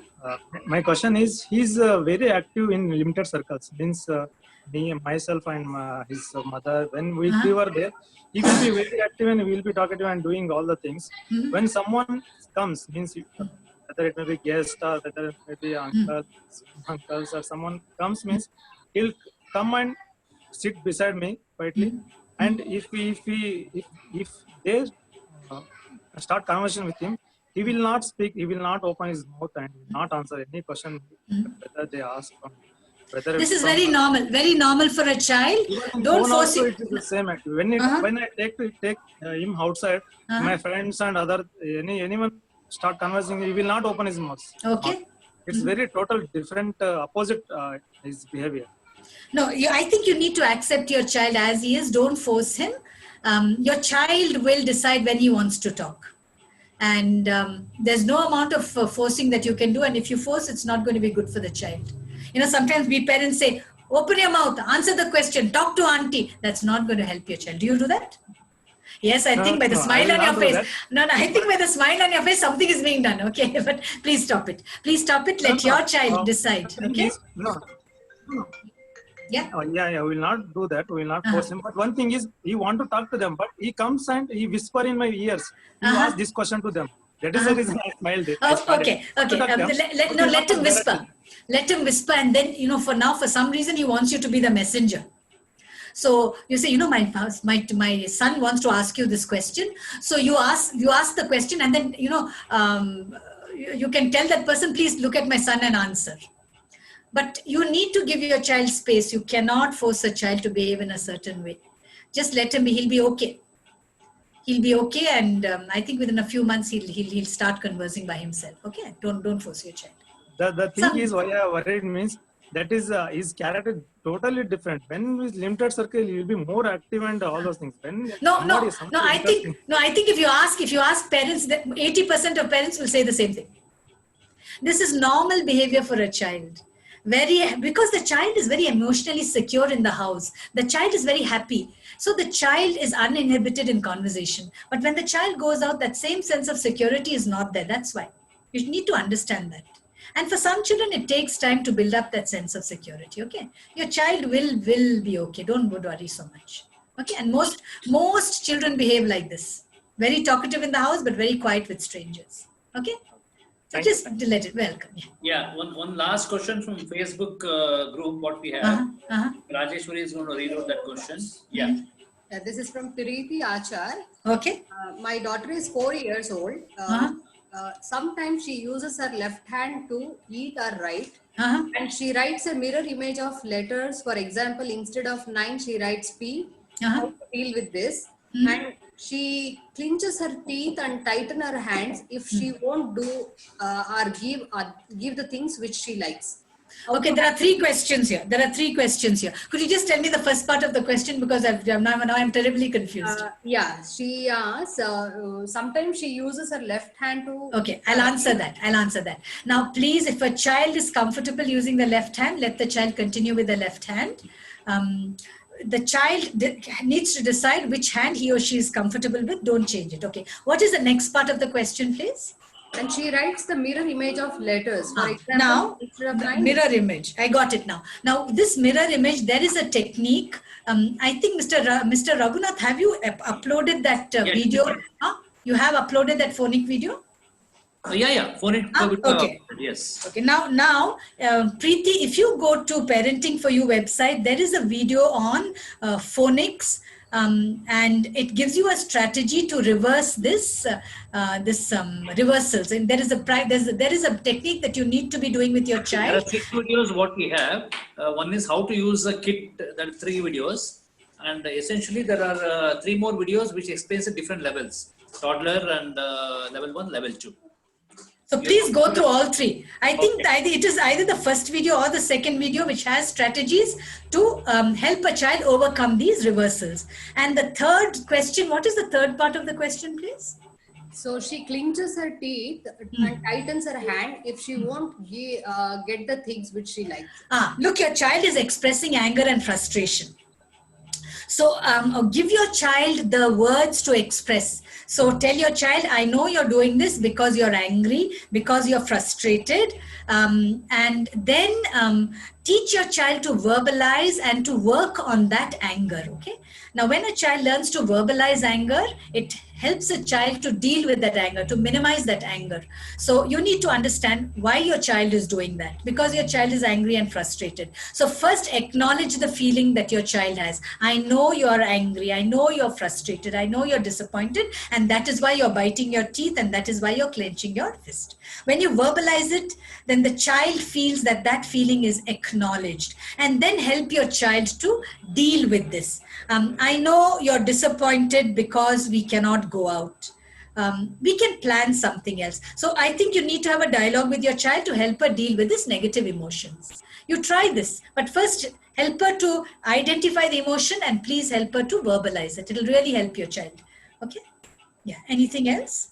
Yeah, that brings us to the end of the session. And I think Vipin Biddappa has raised his hand since a very long time. I don't know, maybe was it for applause, or has he got any questions? Vipin, you're there?